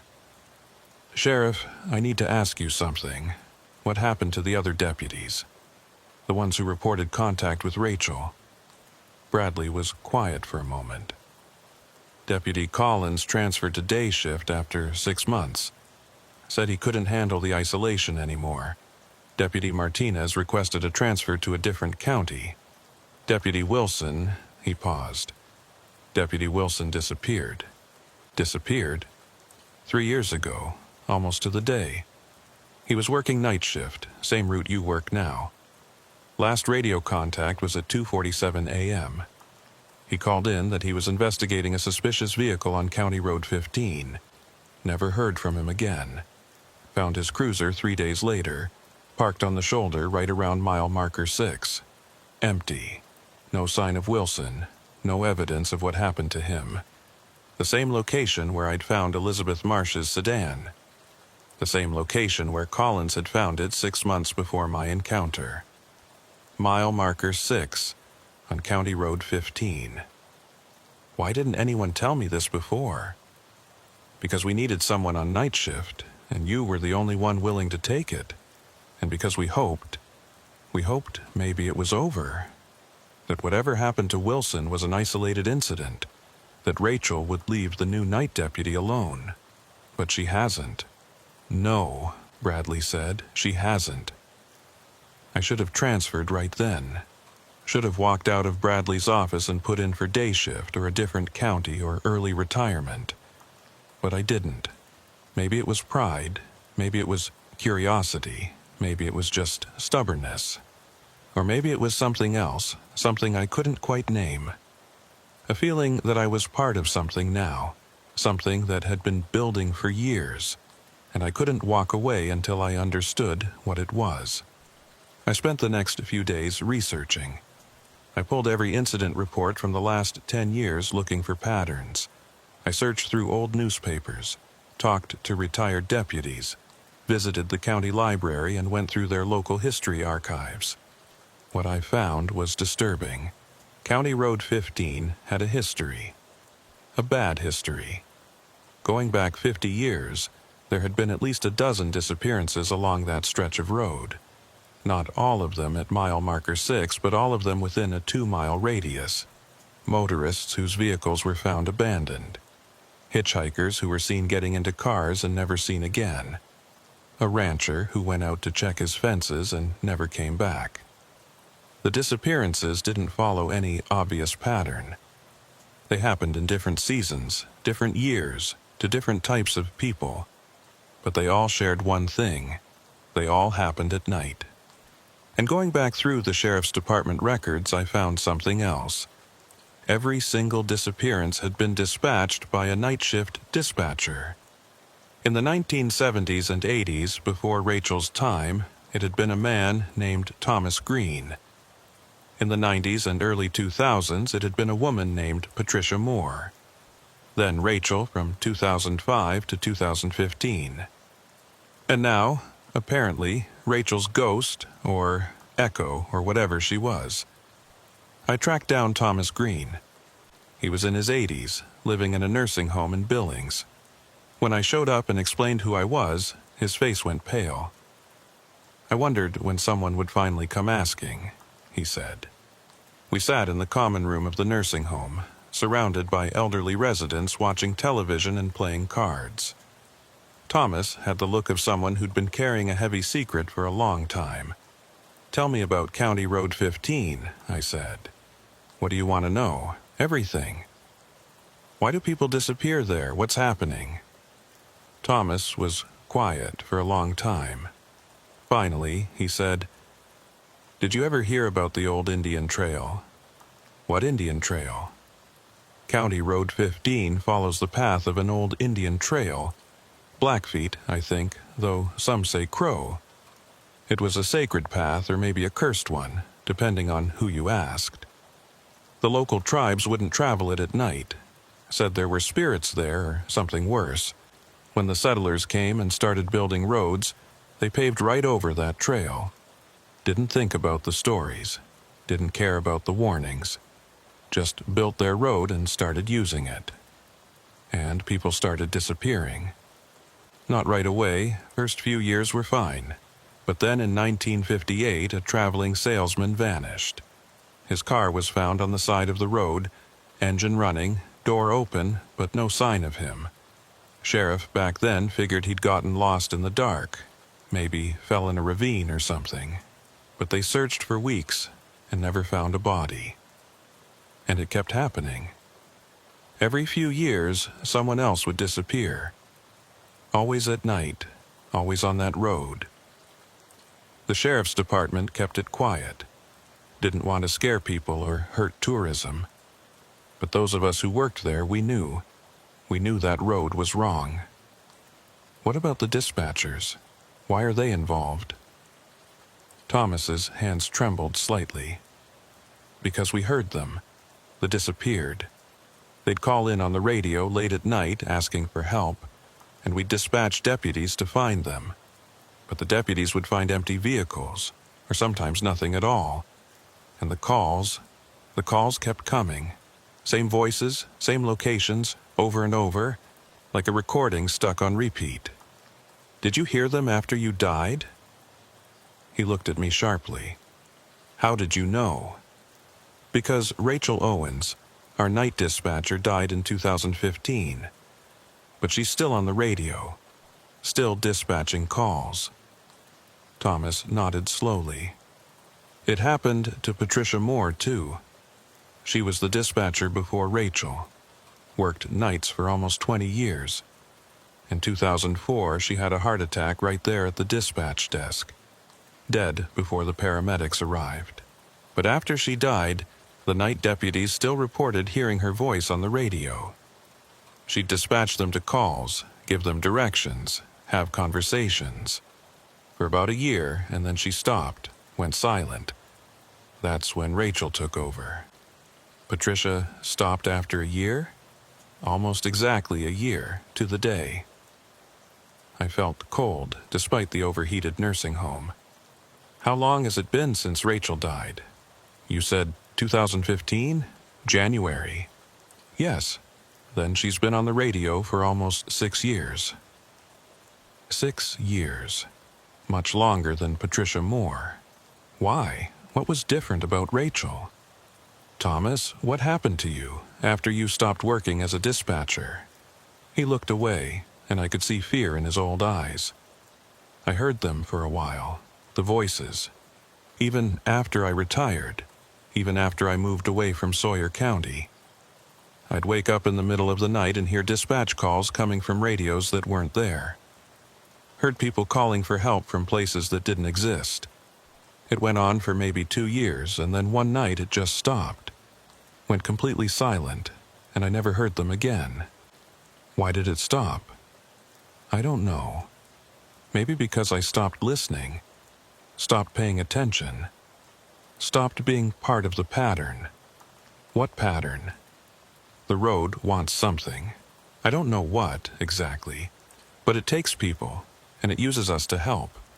The dispatchers, the deputies, we're part of its mechanism. It sends out calls, and we respond, and somehow that feeds it, keeps it going. How do we stop it? Thomas looked at me with pity. Son, people have been trying to stop it for 70 years. The only way to stop it is to stop responding. Stop going out there. Let that road sit empty and unused until whatever's there starves. But we can't do that. We're law enforcement. When someone calls for help, we have to respond. Even when the calls aren't real? Even when you know you're being lured into a trap? I didn't have an answer for that. When I left the nursing home, the sun was setting.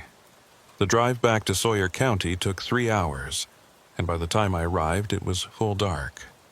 I was scheduled for my shift that night, but I sat in my car in the station parking lot trying to decide what to do. I could call in sick, could request a transfer, could walk away from this entire situation and let someone else deal with it. But I kept thinking about Deputy Wilson, about how he disappeared 3 years ago, responding to a call on County Road 15, about how they'd found his cruiser but never found him. I thought about Elizabeth Marsh, whose sedan kept appearing and disappearing at mile marker 6, about the traveling salesman from 1958, and all the others who'd vanished along that road. They were still out there. Maybe not alive, maybe not even as ghosts or memories, but as calls for help that never stopped. As distress signals that echoed through time, drawing in anyone who listened. And Rachel was still dispatching, still guiding deputies toward that road. Why? Was she trying to warn us? Or was she part of the trap? I went into the station and up to the dispatch room. It was empty again, but the equipment was on. The radio crackled softly with occasional traffic from other counties. The monitors glowed in the dim light. The coffee maker was full, the coffee still hot. I sat down at Rachel's desk and looked at her logbooks. She'd kept meticulous records during her 10 years of service. Every call, every dispatch, every incident carefully noted in her neat handwriting. The logbooks from before her death ended on January 14, 2015, the day she died. But there were more logbooks. Newer ones, dated after her death. The handwriting was the same, the notations were the same. As if Rachel had never stopped working, had never stopped keeping records. I opened the most recent logbook. The entries went back 6 months. I flipped through the pages looking for anything unusual, and there, on a page dated September 15th, I found it. 10:47 p.m. Call received, abandoned vehicle, County Road 15, mile marker 6. Deputy Collins dispatched. 11:15 p.m. Deputy Collins reports vehicle found. Registration to Elizabeth Marsh. No sign of driver. 11:32 p.m. Deputy Collins reports finding second vehicle at same location. 11:47 p.m. Lost contact with Deputy Collins. But I knew from the official reports that Collins had only found one vehicle. Had only called in once. Had never lost contact with the dispatch. I kept reading. There were more entries like that. Calls that had been made, responses that had been recorded, incidents that had never been officially logged. As if Rachel was keeping a separate record, a true record of what was really happening on those night shifts. I turned to the most recent entry. Last night. The night I'd worked. 10:24 p.m. Call received, stranded motorist, County Road 15, Deputy Morrison dispatched. 10:47 p.m. Deputy Morrison reports vehicle found, registration to Elizabeth Marsh. 11:03 p.m. Deputy Morrison reports anomalies at scene. 11:18 p.m. Lost contact with Deputy Morrison. 11:32 p.m. Contact restored. Deputy Morrison has no memory of dispatch. Pattern continues. Pattern continues. What pattern? I flipped back through the logbooks, looking at all the entries about County Road 15. And slowly, over the course of an hour, I started to see it. The incidents at mile marker 6 happened in cycles. Every 6 months, there was a spike in activity, and each cycle, the incidents got worse. More frequent, more intense, more dangerous. The last major spike had been in September, 6 months ago, when Collins had found the sedan, which meant the next spike was happening now. This month, this week, and according to Rachel's hidden logs, every spike had ended with a disappearance. Someone going out to County Road 15 and never coming back.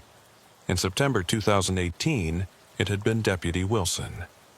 Before that, in March 2015, it had been a truck driver named Michael Ross.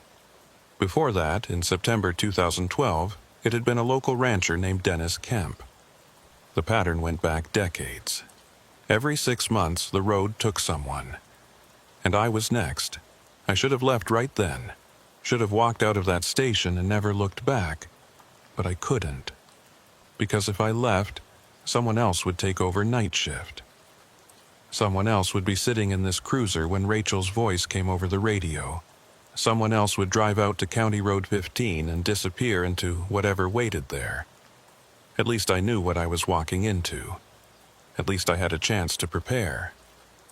I started my shift at 10 p.m., same as always. The night was clear and cold, temperature around 10 below. The stars were brilliant overhead, that particular clarity you only get in winter when the air is frozen and clean. I checked in with Rachel. Unit 4 to dispatch, starting patrol. Copy that, Unit 4. Quiet night so far. Her voice was normal, warm, professional, calm. No distortion, no distance. Just Rachel, the way she'd always sounded. Rachel, I need to ask you something. There was a pause. Go ahead, Unit 4. Are you aware of what's happening? Do you know about County Road 15? About the pattern? Another pause, longer this time. I don't know what you're talking about. I think you do. I think you've been trying to warn us. All those strange dispatches, all those impossible situations. You've been leaving clues. Unit 4, are you feeling all right? I'm feeling fine. I'm feeling like I finally understand what's been happening. And I think you need to tell me the truth. What's on County Road 15? What's at mile marker 6? The radio went silent. Not static, not dead air. Just silence. I could imagine Rachel sitting at her desk, trying to decide how to respond. or maybe not Rachel at all, but whatever was using her voice, whatever was keeping her trapped in that dispatch room even after death. When she finally spoke, her voice was different, quieter, sadder, more real. "Jake, you need to turn around. Go home. Don't work tonight." "I can't do that." "Yes, you can. Clock out. Go home. Live your life, please." "What happened to you, Rachel? What happened the day you died?" "I don't remember. I remember driving to work, and then nothing.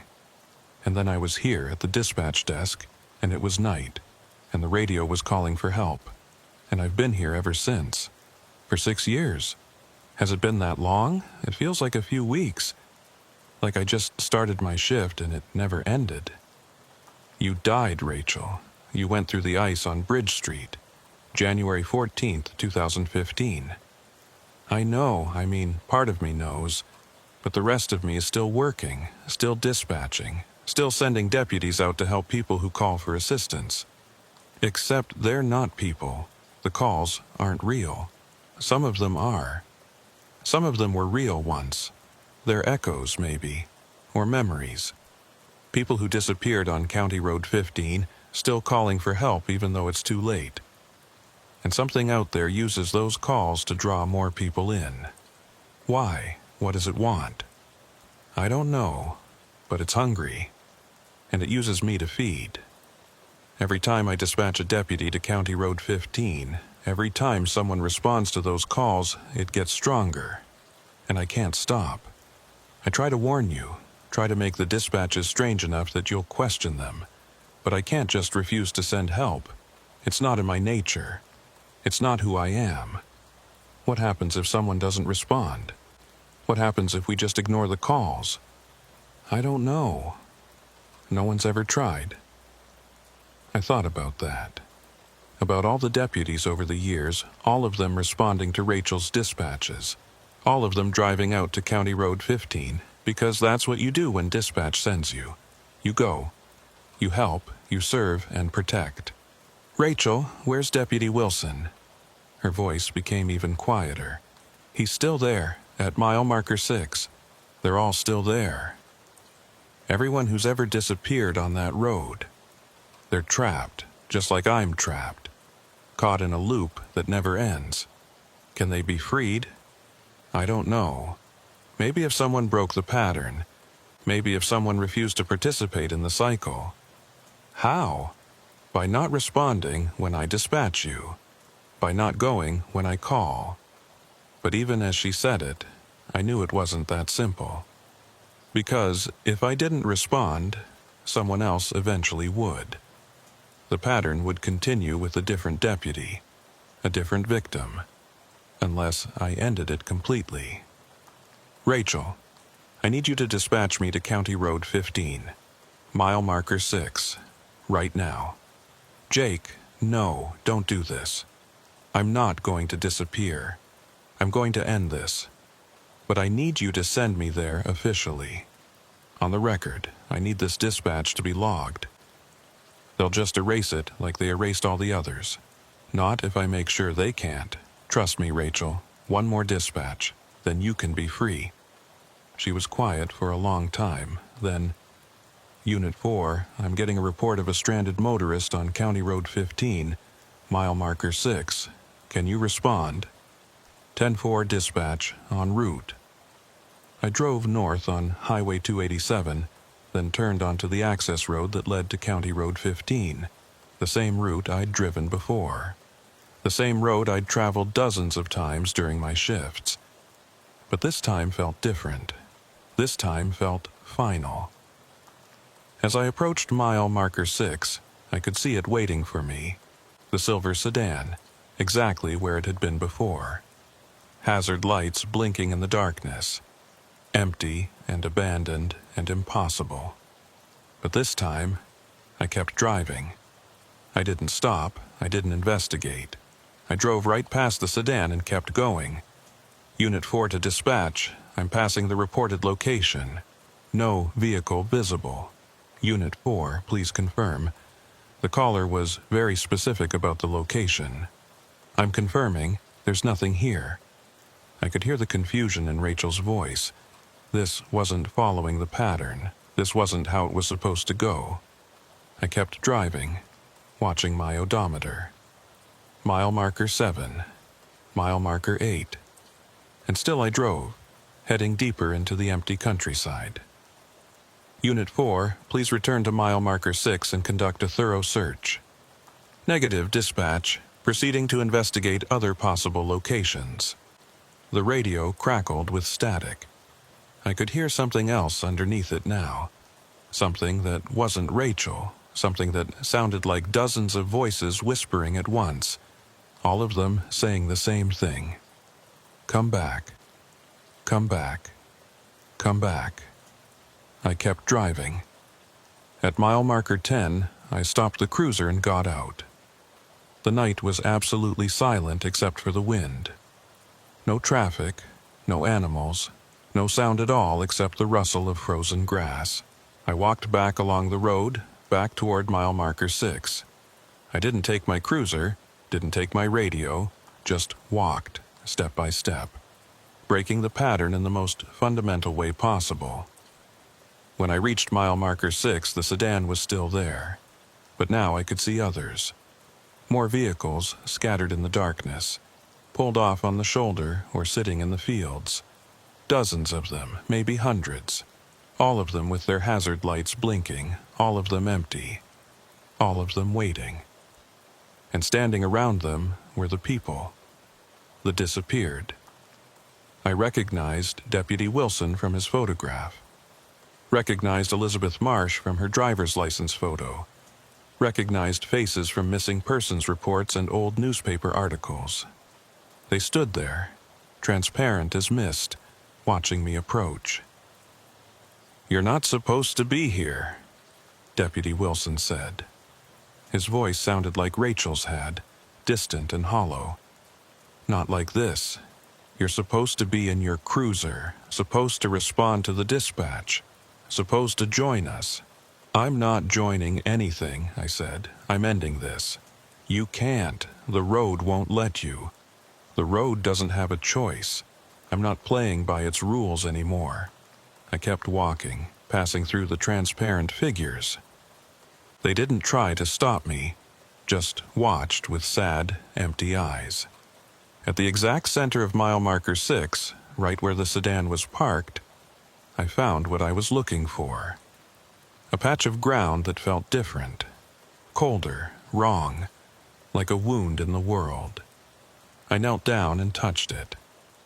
The earth was frozen solid, but I could feel something underneath, something that pulsed with a slow, hungry rhythm. "What is this?" I asked. "It's the place where the road is thin," Elizabeth Marsh said.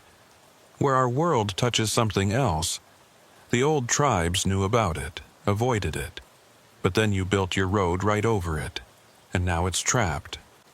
Can't close, can't heal, just stays open, hungry, feeding on anyone who gets too close. How do we close it? You can't. It's been open for too long. Too many have fed it. It's too strong now. There has to be a way." Deputy Wilson knelt beside me. "There might be, but it requires a sacrifice. Someone has to go into the wound willingly, not taken, not lured, chosen. And they have to seal it from the inside. What happens to them? They become part of the seal, part of the barrier between worlds. Forever." I looked at him, at all of them, at the souls trapped here, unable to move on, caught in an eternal loop of calling for help that never came. "What happens to you if I do this? If I seal the wound?" "We go free," Rachel's voice said. I turned and saw her standing there, transparent like the others, but more solid, more real. We finally get to rest. And the road, the disappearances. They stop. The wound closes and the road becomes just a road again. I stood up and looked at my cruiser, still visible in the distance. At the normal world, the world where I had a job and a daughter and a life.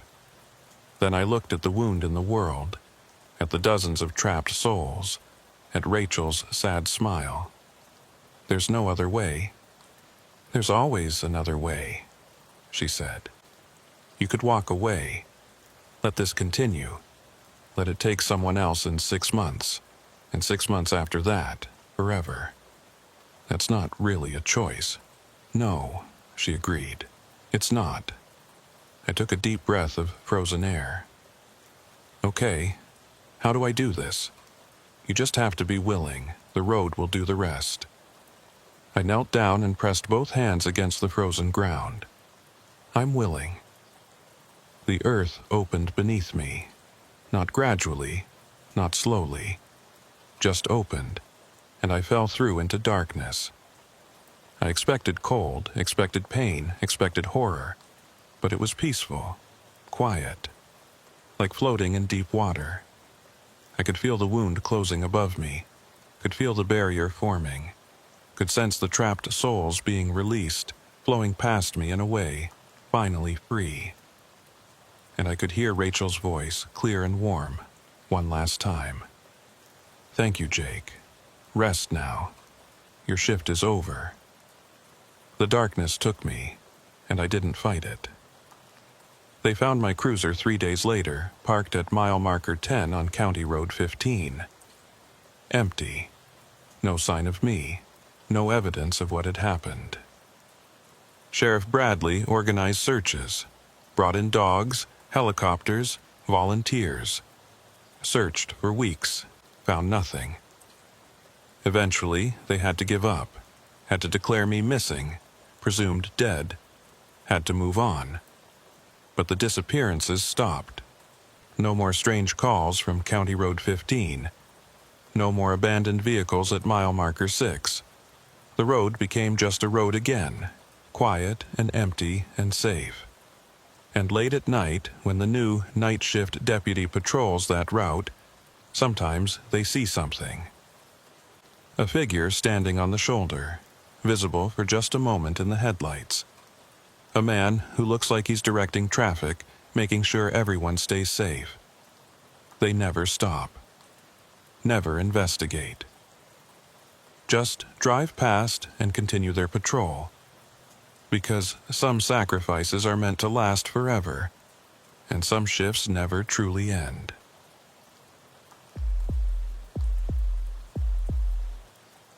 My name is Sheriff Tom Dalton, and I've been wearing a badge in West Texas for 26 years. I thought I'd seen everything this job could throw at a man. Domestic violence calls that ended in blood. Methamphetamine labs that blew up with families inside. Drunk drivers who turned children into statistics on dark highways. I thought I understood the nature of evil, the limits of human cruelty, the boundaries of what was possible in this world. I was wrong about all of it. It started on a Thursday night in October 2019. I was working the late shift, which wasn't unusual. As sheriff of Randall County, I often took the overnight hours myself. Partly because I believed in leading by example, partly because my deputies had families to go home to, and partly because my own home had become a place I didn't particularly want to be. My wife, Sarah, and I had been going through what the marriage counselor called a difficult period. I called it the slow death of everything we'd built together over 32 years. The signs had been there for a while, I suppose. The way she'd stopped asking about my day, the way I'd stopped telling her. The separate bedrooms we'd adopted under the guise of my irregular schedule disrupting her sleep. The polite distance we maintained, like roommates who'd learned to coexist without really connecting. Our daughter Emily, away at college in Austin, had noticed during her last visit home.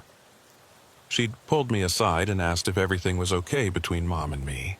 I'd lied and said we were fine, just busy. She'd looked at me with eyes that said she knew better but wasn't going to push. The thing about marriage, I'd learned, is that it doesn't die all at once. It erodes slowly, like a riverbank wearing away grain by grain, until one day you look across the water and realize the landscape has completely changed. Sarah and I had been eroding for years, maybe since Emily left for college, maybe even before that. We'd stopped being partners and had become cohabitants, sharing space but not lives, going through the motions of a marriage that existed more in memory than in reality. I could trace it back to specific moments if I tried.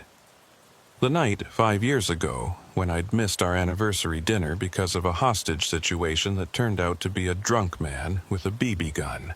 The Christmas, when I'd been called away from opening presents because someone had driven their truck into a ditch and needed extraction. The countless birthdays and holidays and ordinary evenings when the job had taken precedence over everything else, when duty had trumped love, when the badge had mattered more than the woman who wore my ring. Sarah had been patient, had understood, or tried to understand, that being married to a sheriff meant being married to the job. But patience has limits, and understanding can only stretch so far before it breaks. We'd reached that breaking point, and neither of us knew how to step back from it. So I worked nights. Drove the empty highways of West Texas and told myself I was being noble, being dedicated, being a good sheriff. The truth was simpler and sadder. I was hiding. Randall County sits in the Panhandle, where Texas stretches up toward Oklahoma like an afterthought. It's flat country, agricultural land broken up by the occasional ranch or small town. The main artery through the county is Interstate 27, running north-south from Lubbock to Amarillo. During the day, it's busy with trucks hauling goods, families traveling, salesmen making their routes. At night, especially late at night, it's nearly empty. Just the occasional 18-wheeler and the even more occasional passenger vehicle. The landscape out here has a particular quality at night. During the day, you can see for miles in every direction. Nothing but flat earth and sky meeting at a distant horizon. But at night, your headlights create a bubble of light that moves with you, and everything beyond that bubble is absolute darkness. It's easy to feel like you're the only person left in the world, like civilization has ended and you're just driving through the aftermath, searching for something that's already gone. I'd grown up in this county, born and raised in Amarillo, spent my whole life in the Panhandle, except for a brief stint in the Army right after high school. I knew these roads the way some people know their own homes, knew which curves were dangerous in the rain, which bridges collected ice in winter, which stretches had the worst visibility when the dust storms came rolling in from the west. I'd driven these highways as a teenager, sneaking out to meet girls or drink beer with friends. I'd driven them as a young deputy, learning the county inch by inch. And now I drove them as sheriff, responsible for every mile, every citizen, every emergency that arose in this vast, empty space. My father had been a deputy in this county, back in the 70s and 80s. He'd taught me to drive on these same roads, had shown me how to read the landscape, how to anticipate problems before they developed. He'd died of a heart attack when I was 25, still in uniform, still serving. The funeral had been massive. Every law enforcement officer in a 100-mile radius had attended. Sarah had been pregnant with Emily then, just starting to show. I remembered standing by the grave, watching them lower my father's casket, thinking about how he'd spent his entire life in service to this county and wondering if I'd end up the same way. Now, 26 years later, I knew the answer. Of course I would. It was in my blood, in my bones. This job wasn't something you did, it was something you were. My patrol route that night took me north on I-27 from the county line up to the junction with Highway 60, then back south again. Round trip was about 60 miles, took roughly an hour if I maintained speed and didn't stop for anything. I'd done this route hundreds of times, knew every mile marker, every exit, every place where the shoulder widened enough to pull over safely. Knew which bridges had the worst ice in winter, which stretches caught the most wind, which spots had the weakest cell phone reception. The patrol car was a newer Ford Interceptor, less than a year old, with all the latest equipment. Computer terminal, upgraded radio system, better lights and sirens. But I still preferred my old Crown Victoria that had finally been retired after putting on over 200,000 miles. That car had personality, character.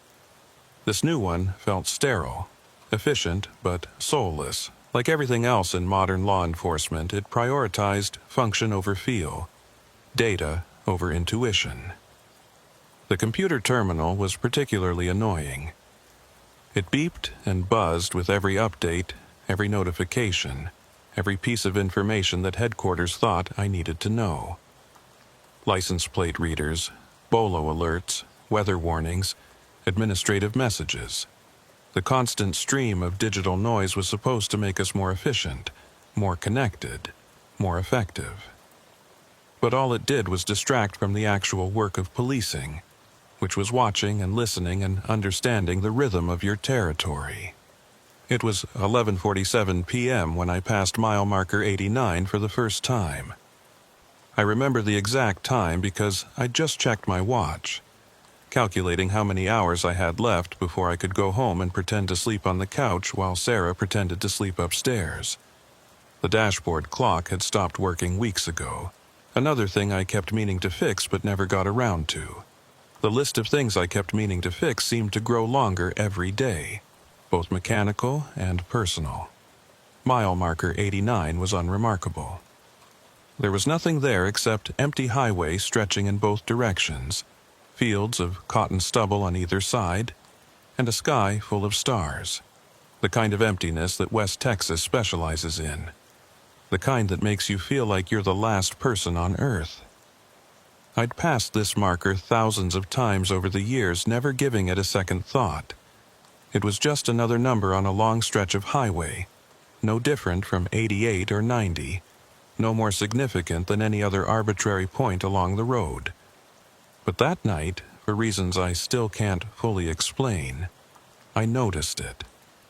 Really noticed it. The way the moonlight hit the reflective surface of the marker.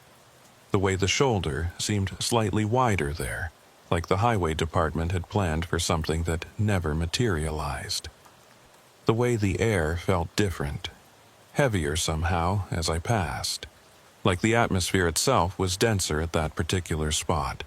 Like something about the location created a subtle pressure that you could feel if you were paying attention. I'd felt that kind of thing before in other places. Certain houses where domestic violence calls always turned ugly. Certain intersections where accidents happened with disturbing frequency. Certain stretches of road where drivers reported feeling uneasy, where they'd speed up without really knowing why. My father had called them bad spots. Places where something about the geography or history or pure random chance created a focal point for trouble. But I'd never felt anything about mile marker 89 before. It had always been just another marker, just another point along my patrol route. Until tonight. The radio had been quiet all night. Angela Martinez, my night dispatcher, had checked in at the start of my shift and then gone silent. That wasn't unusual. Most nights passed without a single call, without a single incident requiring response. In a county where everyone knew everyone else, where most conflicts got resolved over a cup of coffee rather than through law enforcement, there simply wasn't much crime.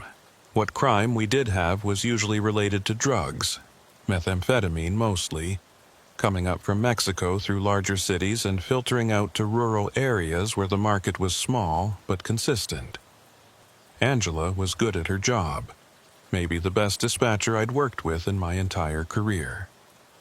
She had an instinct for reading situations over the radio, for knowing when a routine call might turn dangerous, for sensing when a deputy needed backup, even if they hadn't explicitly requested it. She was in her late 20s, sharp as a tack, planning to go to law school in a couple of years. I'd written her a recommendation letter, told her she'd make a hell of a lawyer. She had that combination of intelligence and empathy that was rare in any profession, but especially in law enforcement. Her father had been a deputy, too. Had worked with my father back in the 80s.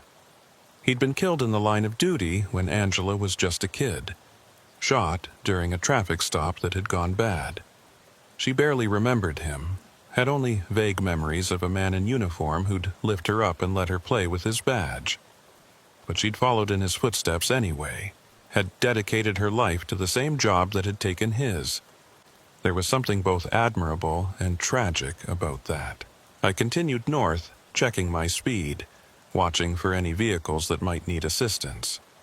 The radio was quiet except for occasional chatter from other counties. Randall County's frequency stayed silent.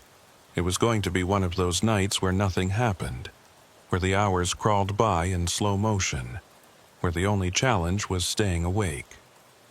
The heater in the patrol car was running, fighting against the October cold that seeped in through the windows and doors.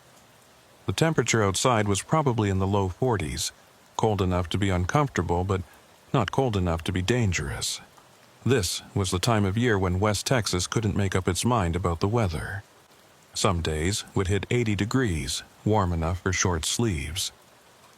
Other days would barely break 50, with winds that cut right through your jacket. Tonight was one of the cold ones, with a north wind that made the temperature feel even lower than it was. The wind in West Texas is a constant presence, a character in its own right. It shapes the landscape, bends the trees, wears away the earth. It howls and moans and whispers, carrying with it the smell of dust and distance. Some people can't stand it, that relentless wind that never really stops. They move away, find calmer places where the air is still and the sky doesn't seem quite so vast.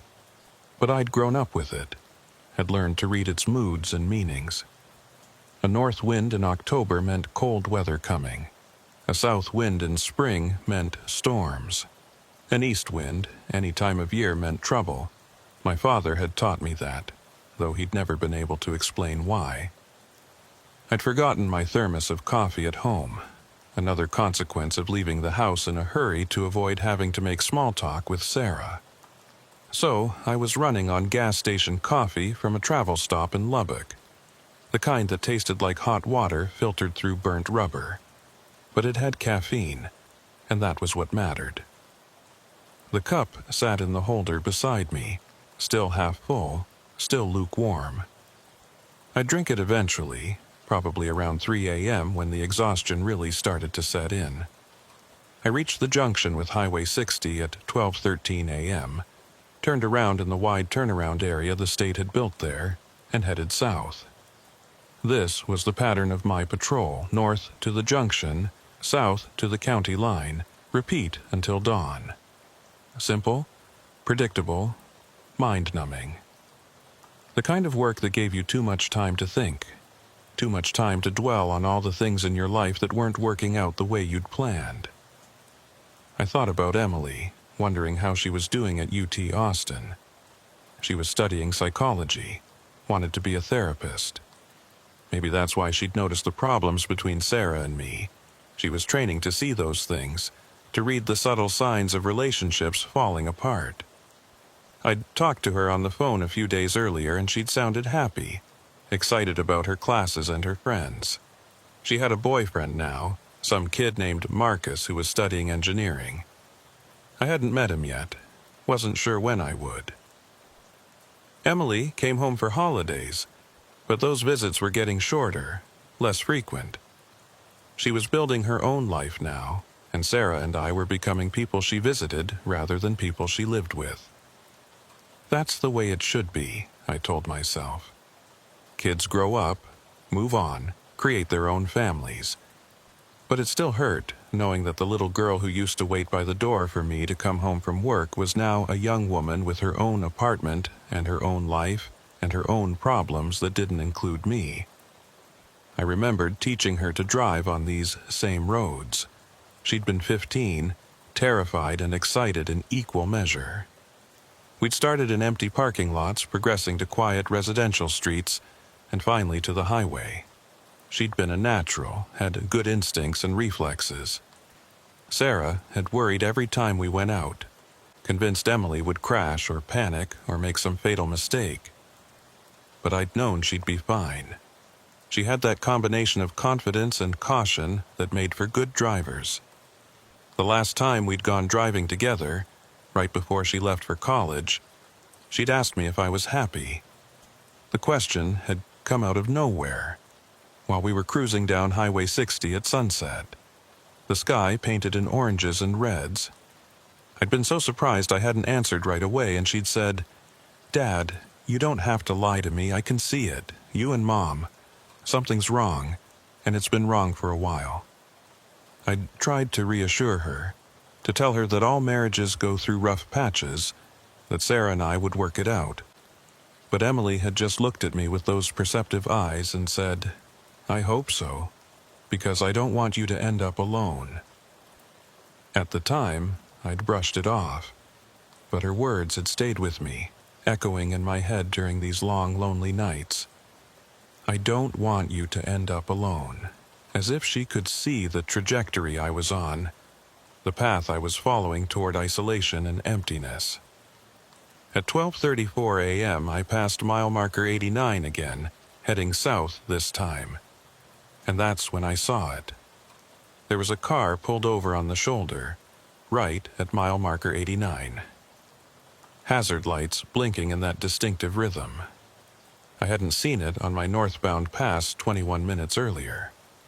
But there it was, clear as day in my headlights. A dark-colored sedan, maybe a Honda or Toyota, with someone sitting in the driver's seat. The figure was motionless, just sitting there with hands on the wheel, staring straight ahead. My first thought was mechanical trouble. Maybe they'd overheated, or had a flat tire, or run out of gas. Common enough problems on these long stretches of highway, especially late at night when gas stations were closed and help was far away. My second thought was medical emergency. Maybe the driver had pulled over because they felt sick, had a heart attack or a stroke or some other sudden crisis. Either way, this was why I was out here. This was the job. Check on people, help when needed, make sure everyone made it home safely. I pulled over behind the vehicle and called it in. "Dispatch, this is Unit 1. I'm 1097 at I-27, mile marker 89 southbound. Vehicle on shoulder with occupant inside." "Copy that, Unit 1, came the voice of my night dispatcher, Angela Martinez. She was young, only been with the department for 8 months, but she was good at her job. Professional, calm, never rattled. She had a way of speaking that was both efficient and reassuring, the kind of voice you wanted to hear in an emergency. "Proceed with caution." 10-4. I approached the vehicle, flashlight in hand, following the procedure I'd done thousands of times. Come up on the driver's side, stay back from the door, be ready for anything. Keep your offhand near your weapon, but don't draw unless the situation warrants it. Announce yourself clearly. Give the driver every opportunity to comply before escalating. The night was quiet, except for the wind and the distant hum of my patrol car's engine. No other traffic, no sounds from the vehicle I was approaching. Just silence and darkness, and that feeling of isolation that comes from being the only two people on a stretch of highway that runs for miles in either direction. As I got closer, I could see the driver more clearly through the beam of my flashlight. Male, maybe in his 40s, wearing a business suit. Dark hair, clean-shaven, the kind of professional appearance that suggested a salesman or executive traveling between cities. He was staring straight ahead, hands on the wheel at the 10 and 2 position, not moving, not looking at me, not reacting to my presence, not even turning his head as my flashlight beam swept across his window. Something felt wrong. The way he was sitting, perfectly still, perfectly rigid. The way his eyes didn't blink or shift.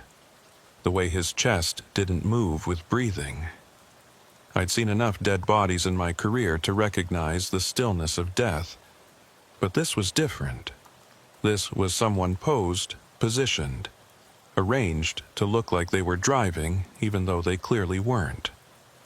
The hair on the back of my neck stood up. That primal warning system that evolution had given us, telling me something was off about this situation. I'd learned to trust that feeling over the years. It had saved my life more than once. That subtle sense that something wasn't right even when everything appeared normal. I tapped on the window with my flashlight. "Sheriff's Department, everything okay, sir?" No response. The man didn't move, didn't acknowledge me, just kept staring straight ahead like I wasn't there. Like he couldn't hear me or see me, or was so lost in whatever thought occupied his mind that the outside world had ceased to exist. I tried the door handle. Unlocked. I pulled it open carefully, my other hand resting on my service weapon, ready for the situation to turn dangerous. You never knew. Sometimes people who appeared docile were actually preparing to attack. Sometimes the quiet ones were the most dangerous. 26 years of experience had taught me to be ready for anything. "Sir, I need you to step out of the vehicle." That's when I saw his face clearly in the full beam of my flashlight. His eyes were wide open, but unfocused, pupils dilated and fixed. His skin was pale, almost waxy in appearance, with that particular color that only comes after blood has stopped circulating. There were livid marks on the side of his face that faced down, where gravity had pulled the blood to the lowest point. Livor mortis, the medical examiner called it. And there was something wrong with the way he was sitting. Too rigid, too still. Like a mannequin dressed up to look human, positioned carefully to create the illusion of life without actually having any. I reached in to check for a pulse, already knowing what I would find. His skin was cold. Not just cool from the night air, but genuinely cold. Body temperature cold. The kind of cold that only comes after the heart has stopped pumping warm blood through the veins. His neck was stiff with rigor mortis, and when I tried to move his arm, it resisted, locked in place by the chemical changes that occur in muscles after death. The rigor was well advanced, suggesting he'd been dead for several hours at minimum. He was dead. Had been dead for a while, based on the temperature and the advanced signs of rigor mortis setting into his jaw, neck, and limbs. But here he was, sitting in his car on the shoulder of I-27, looking for all the world like he'd just pulled over and would start driving again any moment. I stepped back and called it in, my voice and CSI steady despite the unease creeping through me. Finding a body wasn't unusual in this line of work, but something about this felt off. The way he was positioned, the fact that I hadn't seen the vehicle on my previous pass, the complete lack of any disturbance around the scene. Everything about it felt staged, arranged, like someone had set up a tableau for me to find. "Dispatch Unit 1, I've got a 10 to 54 at this location. Need medical examiner and backup." "Copy that, Unit 1. Medical examiner en route. ETA 45 minutes.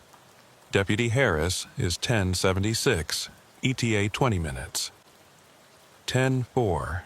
Victim appears to be a white male, approximately 40 years old, seated in driver's seat of the vehicle. Obvious signs of death, possibly several hours old. No visible trauma. Scene appears undisturbed. Copy all, Unit 1.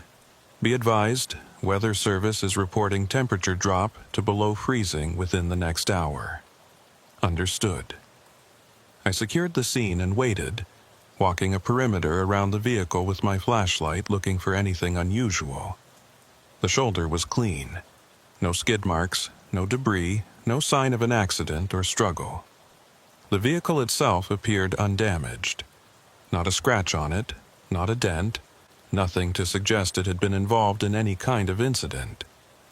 The engine was off, keys in the ignition. The gas gauge showed 3/4 of a tank. Nothing that would explain why someone had pulled over here, in the middle of nowhere, and then died. The fields on either side of the highway stretched into darkness. Cotton plants long since harvested, leaving only stubble and bare earth. In the distance, I could see the lights of a farmhouse, maybe 2 miles away across the flat landscape, too far for anyone there to have seen anything, assuming anyone was even awake at this hour. Most farmers were in bed by 9, up before dawn to start work. The isolated lights looked lonely against the vast darkness, tiny points of human presence in an overwhelming emptiness. The dead man sat in his car, hands still on the wheel in that perfect 10-2 grip, eyes still staring at nothing through the windshield. I wondered what he'd been looking at in his final moments. What had he seen? The empty highway? The stars? Or something else, something I couldn't see? I checked his pockets for ID, careful not to disturb the body more than necessary, documenting everything with my body camera that was recording everything. Found a wallet with a driver's license. Robert Palmer, age 43, address in Amarillo. There were credit cards, a health insurance card, $47 in cash, and a photo of a woman and 2 young children, his family, presumably. Looking at that photo, at the smiling faces frozen in happier times, made my chest tighten. This man had people who loved him, who were waiting for him to come home, who didn't know yet that he never would. There was a wedding ring on his left hand, worn smooth from years of wear, the gold dimmed by daily contact. In the passenger seat was a briefcase, the expensive leather kind that businessmen carried. I checked it carefully, using a pen to open it rather than my bare hands to preserve any potential evidence. Sales brochures for agricultural equipment, a laptop computer, a phone charger, some business cards that identified him as a regional sales manager for a company based in Dallas. Everything suggested a businessman who'd pulled over for some reason and then died. Heart attack, maybe. Stroke. Some medical emergency that had come without warning. His cell phone was still in the cup holder, battery dead. When I checked the glove compartment, I found the registration and insurance card, both current and properly filed. A packet of tissues, some hand sanitizer, a pair of sunglasses. Everything neat and organized, the car of someone who took care of their belongings, who maintained order in their life. That made his death seem even more tragic somehow. All that organization, all that care, rendered meaningless by whatever had stopped his heart. But why here? Why at mile marker 89? Why pull over in the middle of an empty stretch of highway instead of continuing to the next town, the next gas station, the next place where help might be available? Amarillo was only about 20 miles north. Even if he'd been feeling ill, he could have made it to a hospital, could have called 911, could have done something other than pulling over on a dark highway to die alone. And why hadn't I seen the vehicle on my northbound pass just 21 minutes earlier? I'd been paying attention, had been watching the road carefully. I always did. There's no way I could have missed a car with its hazards on, sitting right at mile marker 89. No way. Unless it hadn't been there.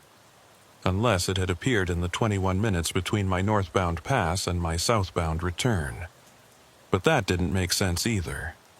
If Robert Palmer had pulled over after I'd passed going north, he would have been sitting here for at least that long. But the engine was barely warm.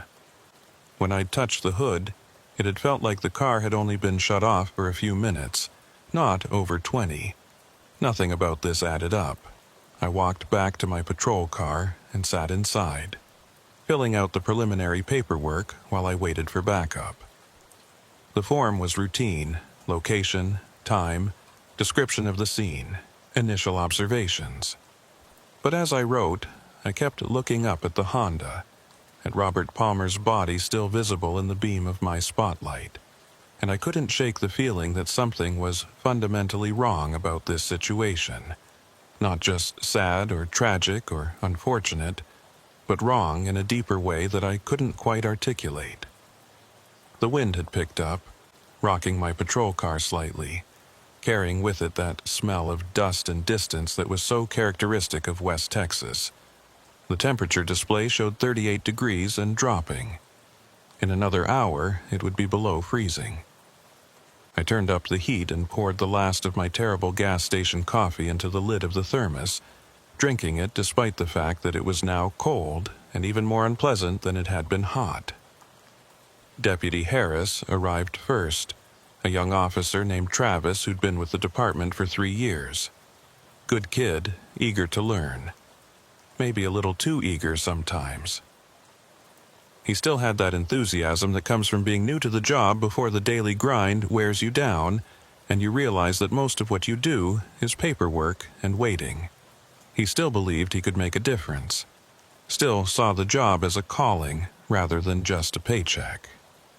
I hoped he'd keep that idealism, but experience had taught me that most officers lost it within the first 5 years. He pulled up behind my cruiser, killed his lights except for his flashlight bar, and walked over. The lights created strange shadows across the scene, making everything look even more surreal than it already did. "What have we got, Sheriff?" "DOA, looks like natural causes. We'll know more when the ME gets here." We stood there, 2 officers on an empty highway in the middle of the night, waiting for the medical examiner. The wind had picked up, carrying with it the smell of dust and dried cotton from the fields. The temperature was dropping fast, just like Angela had warned. I could see our breath now when we spoke, visible clouds in the beam of the flashlights. Travis walked around the vehicle, examining it with his flashlight, learning the scene the way I'd taught him. He was methodical, thorough, taking his time to observe everything before drawing conclusions. No signs of trauma, no damage to the vehicle. Looks like he just pulled over and expired. Poor bastard. That's what I'm thinking. But something feels wrong about it. Wrong how? I couldn't articulate it. Just a feeling, an instinct developed over decades of law enforcement. Something about the scene didn't fit. Too neat, too clean, too perfect in its simplicity. And that nagging question that I couldn't let go of, why hadn't I seen this vehicle on my previous pass? "Travis, when you drove up here from town, did you see this vehicle on the shoulder? Did you pass it before you reached me?" He thought for a moment, his brow furrowing. "I don't think so. I was watching the road like always, looking for any vehicles that might need assistance. I would have noticed a car with its hazards on. Why? Are you thinking it wasn't here when you passed earlier?" "I know it wasn't here. I passed this exact spot at 11:47, not even an hour ago. This car wasn't here then. I'm absolutely certain of it. Maybe he just pulled over after that. Maybe you missed him by a few minutes. Maybe. But Angela said you were about 20 minutes out when I called this in at 12:36. That means you left the station around 12:15 or so. If this guy pulled over after I passed at 11:47, he would have been sitting here for at least half an hour before I found him. But the engine's barely warm. I touched the hood when I first approached. It felt like it had only been shut off for a few minutes, not over half an hour." Travis looked at the Honda, then back at me, a slight frown creasing his young face. "So what are you thinking, Sheriff?" "I don't know. Maybe I'm tired. Maybe I'm seeing things that aren't there, making connections that don't exist. But this doesn't feel right. The timeline doesn't work. The temperature of the engine doesn't match how long the body's been dead. None of it adds up." "You think there's something suspicious about it? Like maybe someone else was involved?" "I don't know what I think. But I want the ME to take a very close look at this body and this scene. I want photographs of everything, documentation of everything. I want to make sure we're not missing something important." The medical examiner, Dr. Patricia Lowe, arrived at 1:32 a.m. in her county vehicle, a white SUV with official markings and a light bar on top. She was in her 60s, had been doing this job for longer than I'd been sheriff. She'd seen everything, and nothing fazed her anymore. She'd examined bodies in every condition, in every location, under every circumstance imaginable. If something bothered her, it was serious. If she couldn't explain something, it was genuinely inexplicable. We'd worked together on dozens of cases over the years. She'd taught me how to read a death scene, how to look for the subtle signs that could tell you what had really happened in someone's final moments. She was patient and thorough and absolutely unshakable in her professional demeanor. I'd never seen her lose her composure, never seen her react with anything other than clinical detachment to even the most horrific scenes. She examined the body while Travis and I watched, taking notes on a clipboard, photographing the scene with a professional camera that had a flash bright enough to light up the entire area. The sudden bursts of light created strange shadows, making the scene look even more surreal. Each flash seemed to freeze time for a moment, capturing Robert Palmer in his eternal stillness from every angle. She took temperature readings, checked the rigor mortis in various muscle groups, examined the lividity patterns, looked at the eyes and fingernails and all the other subtle indicators that could help establish time of death. She worked in silence, her movements efficient and practiced, the routine of decades creating a rhythm that was almost meditative to watch. After about 10 minutes of examination, she stood up and pulled off her latex gloves with a snap that echoed in the quiet night. "Massive coronary event," she said, her voice clinical and detached as always. "Probably dropped dead instantly. No signs of foul play, no indication of any other contributing factors. Just bad luck and bad genetics. Poor bastard probably didn't even know what hit him. One second he's driving along thinking about whatever businessmen think about, and the next second his heart just stops. At least it was quick." Time of death? She checked her notes, consulted her watch, did some mental calculations. She'd been doing this long enough that she could estimate time of death with remarkable accuracy just from physical signs. Based on lividity and rigor, body temperature and ambient conditions, I'd say approximately 4 to 6 hours ago. Maybe around 7 or 8 p.m. Could be a little earlier, could be a little later. These calculations aren't exact, especially with the temperature dropping like it is tonight. Cold weather slows decomposition, affects body temperature readings, makes the timeline a bit trickier to pin down. I looked at my watch. It was now 1:47 a.m. So he's been sitting here for 6 hours, minimum, maybe longer? Looks that way, give or take an hour or so. Hard to be more precise than that without getting him back to the lab and doing a full autopsy. I passed this exact spot at 11:26 p.m. heading north, not even 2.5 hours ago. There was no vehicle here then. I'm certain of it. Absolutely certain. Dr. Lowe looked at me, then at the car, then back at me. Her expression didn't change. It never did. But I could see the question in her eyes, the slight narrowing that suggested she was processing information that didn't quite fit her expectations. "Well, Sheriff, I can only tell you when he died. I can't tell you when his car arrived at this location. That's your department, not mine. But I will say this.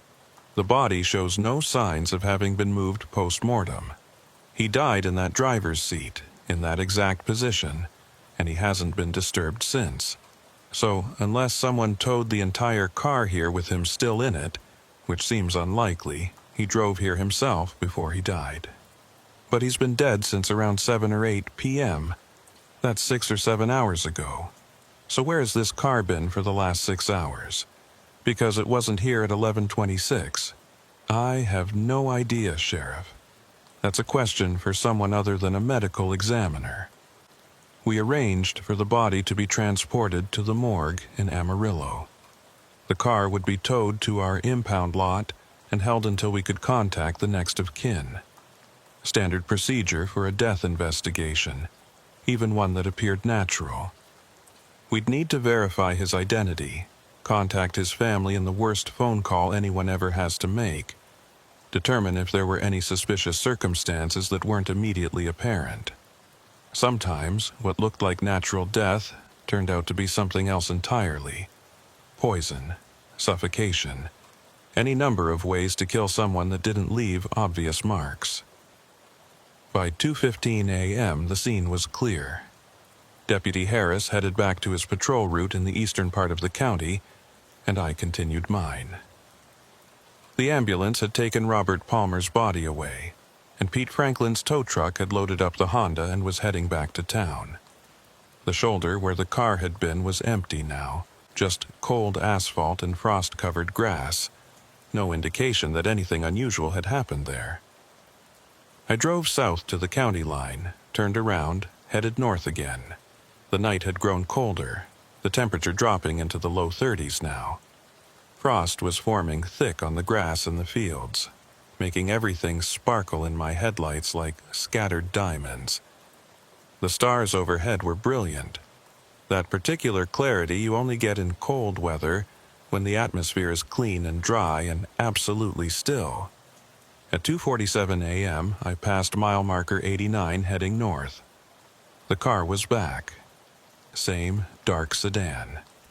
Same position on the shoulder. Same hazard lights blinking in that hypnotic, mesmerizing rhythm. And sitting in the driver's seat, hands on the wheel in that perfect 10 and 2 position, staring straight ahead with dead eyes, was Robert Palmer.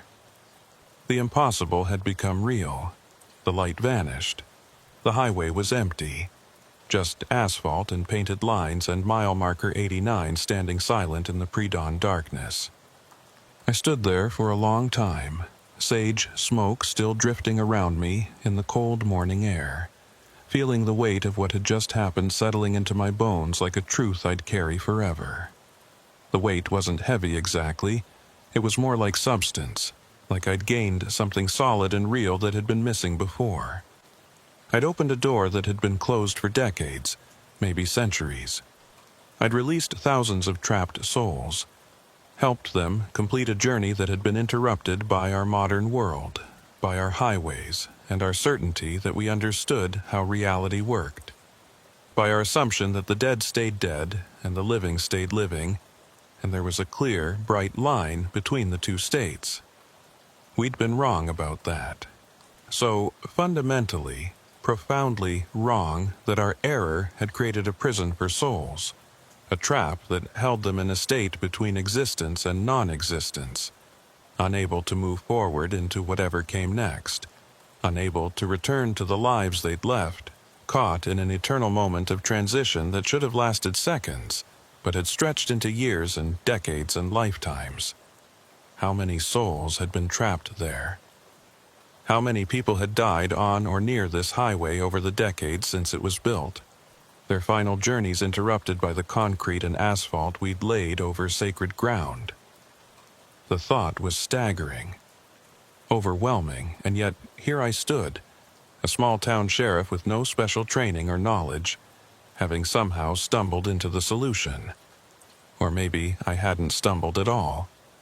Maybe I'd been guided, chosen, prepared in ways I didn't understand to be in this exact place at this exact time to do this exact thing. The cornmeal circle I'd made was still visible on the asphalt, the individual grains catching the first hint of dawn light, glowing faintly like scattered stars. But as I watched, the circle began to fade, the grains disappearing one by one as if they were being absorbed into the road itself. It happened slowly, methodically, each grain winking out of existence in a pattern that almost seemed deliberate. Like the ritual, improvised and probably wrong in 1,000 ways, had somehow been right enough to matter, and now that its purpose was fulfilled, the physical evidence was being erased. Within 5 minutes, every grain was gone. The asphalt was clean, unmarked, showing no sign that anything unusual had happened there. But I knew. I'd witnessed it. I'd been part of it. And that knowledge would stay with me forever. I walked back to my patrol car slowly, my legs feeling weak not from physical exhaustion but from the sheer emotional and spiritual weight of what I'd experienced. The adrenaline was fading now, leaving behind a bone-deep weariness that went beyond anything I'd felt before. But there was also peace, a profound sense of rightness, of completion, of having fulfilled a purpose I hadn't known I had. The sage bundle had burned down to nothing but a small pile of ash in my hand. I scattered it on the shoulder, letting the wind take it away, carrying it across the fields and into the growing light of dawn. The tobacco I'd used was gone too, absorbed into the earth. The ceremony had consumed itself, leaving no trace except in my memory and in whatever spiritual records such things were kept in. As I got into the patrol car and started driving back toward town, the sun was just beginning to rise over the eastern horizon. The sky transformed from black to deep blue, to purple to pink to gold, the colors bleeding into each other in that spectacular way that sunrises have. The world looked different now, transformed not just by light, but by what I'd experienced. Cleaner, somehow, lighter. Like a weight had been lifted not just from me, but from the landscape itself, from the very air and earth and sky. Or maybe I was just exhausted and seeing things that weren't there. Maybe the whole experience had been some kind of stress-induced hallucination, a breakdown brought on by too many years of service and too many nights alone on empty highways thinking about everything I'd lost and everything that was broken in my life. Maybe there was a rational explanation for everything that had happened, and I'd just been too tired to see it. But I didn't believe that. Couldn't believe it. I'd felt the presence of those souls, as real and solid as anything I'd ever experienced. Had seen them pass through the threshold with my own eyes. Had witnessed something that transcended the physical world and touched something deeper, something eternal. That wasn't hallucination. That was truth. When I got home, I found Sarah awake and worried, sitting at the kitchen table with cold coffee and her bathrobe wrapped tight against the morning chill. The house was quiet, filled with that particular quality of silence that comes just before sunrise. She'd been crying. I could see the tracks on her face, the redness around her eyes, the wadded tissues on the table in front of her. When she saw me walk through the door, she stood up so fast her chair scraped loudly against the floor. "Tom, where were you? I've been trying to call you for hours. Your phone kept going straight to voicemail, and when I called the station, Angela said you were out on patrol, but she hadn't heard from you in over an hour. I was about to call Harris and have him go looking for you. I thought, God, Tom, I thought something terrible had happened to you." Her voice broke on the last words, and I could see genuine fear in her eyes. Fear for me. Fear of losing me. And I realized with a sudden, sharp clarity that despite everything that had been broken between us, despite all the distance and silence and separate bedrooms, she still loved me, still cared what happened to me, still wanted me to come home safe. "I'm sorry," I said, and I meant it. I should have checked in. I should have let you know where I was. I was at mile marker 89, and I lost track of time. I was dealing with something that needed to be finished. Mile marker 89? She came around the table, stood in front of me, her hands hovering near my face like she wanted to touch me, but wasn't sure if she should. "Tom, you've been obsessed with that place for days, ever since that dead man in the car. What's happening to you? What's happening to us? I feel like I'm losing you, and I don't know how to stop it." I sat down at the table, suddenly aware of how exhausted I was. Every muscle ached, every joint felt stiff, and my head was pounding with a headache that felt like someone was driving nails through my skull. Something was wrong there. Something I had to fix. Something that's been wrong for a long time, maybe decades. But it's done now. It's over. I think maybe I can finally start to let go of some things. Start to move forward instead of just existing.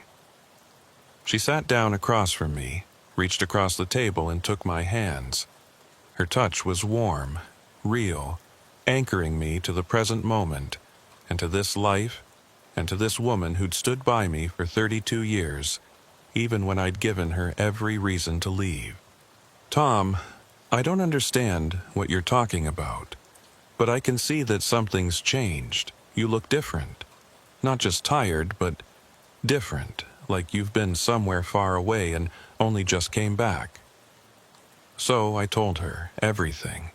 I told her about the impossible car at mile marker 89, about Robert Palmer sitting dead behind the wheel in a vehicle that existed in 2 places at once, about the accumulation of bodies over the following nights, dozens and then hundreds and then thousands of dead people standing on the highway watching me pass, about the research I'd done into the history of the location, the sacred ground of the Comanche, the ground of many returns where the dead would come back for one final visit before moving on to the afterlife. I told her about the ceremony I'd performed with sage and cornmeal and tobacco and prayers I'd improvised because I didn't know the right words or the right rituals, but I knew I had to do something. About the threshold opening, about seeing clearly into another world or another dimension, or whatever you want to call the place where souls go when they leave this one. About the thousands of trapped souls finally being released, finally able to complete their interrupted journeys. I told her about the dead version of myself that had been standing with them, the future I'd avoided by choosing to open the threshold and help them pass through, rather than trying to trap them or control them or send them back to wherever they'd been imprisoned. About the note in my own handwriting that had warned me, don't let them out.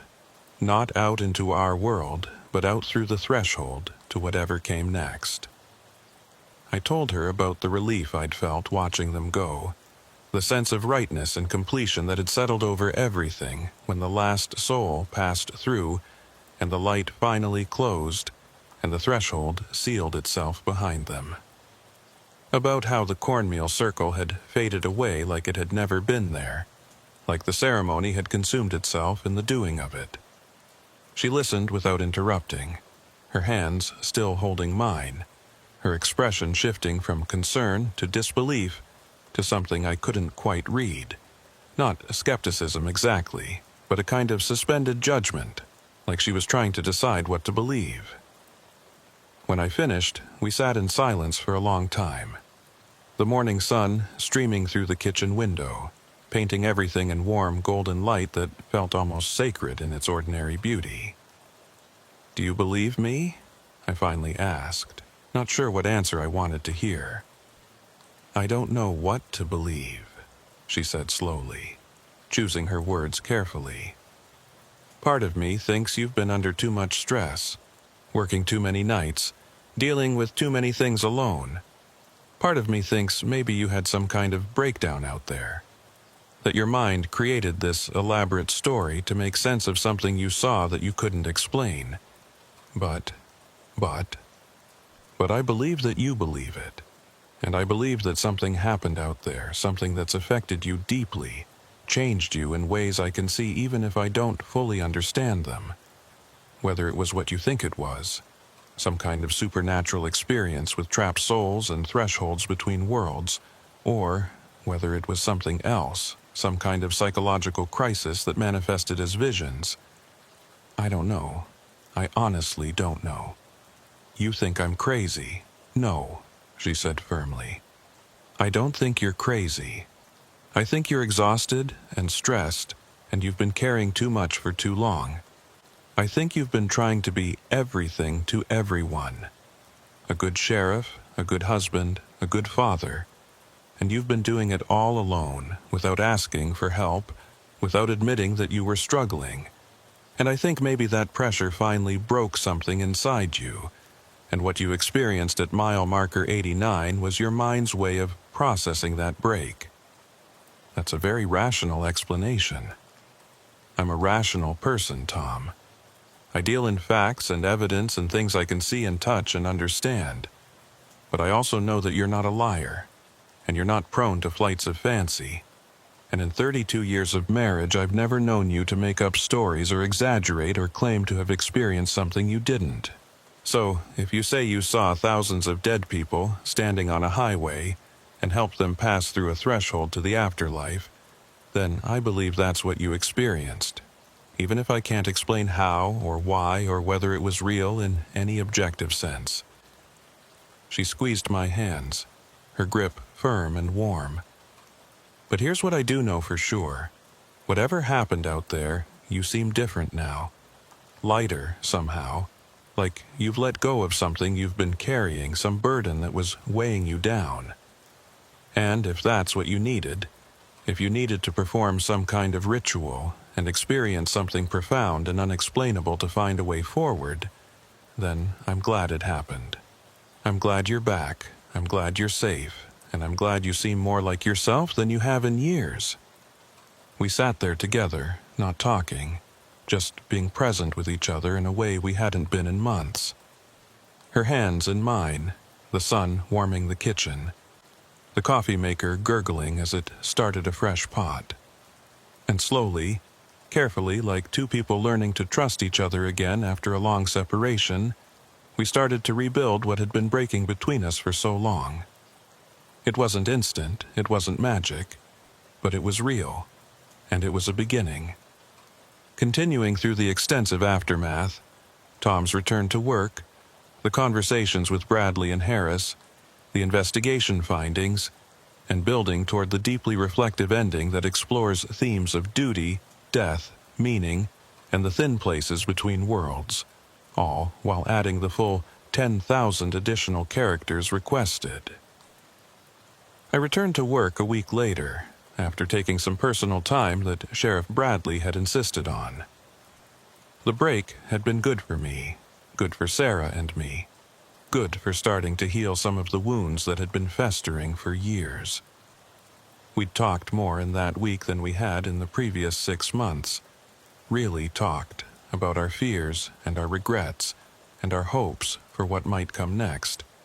Went for walks together through the neighborhoods we used to walk when Emily was young. Made dinner together, rediscovering the small rituals of partnership that we'd abandoned somewhere along the way. Started remembering why we'd fallen in love in the first place, what we'd seen in each other all those years ago that had made us want to build a life together. It wasn't perfect, old hurts don't heal that quickly, and trust that's been eroded takes time to rebuild. But it was progress. It was hope. It was a path forward instead of the slow decline we'd been on. Sheriff Bradley was skeptical when I returned, but I could see the relief in his eyes. He told me I looked better, seemed more centered, less haunted by whatever had been eating at me. We sat in his office and went over what had happened, though I was careful about how much I told him. I explained about the vehicle appearing and disappearing, about the pattern I'd observed, about the research I'd done into the history of the location. But I left out the parts about the ceremony and the threshold and the thousands of souls passing through to the afterlife. Some things are too strange to put in an official report.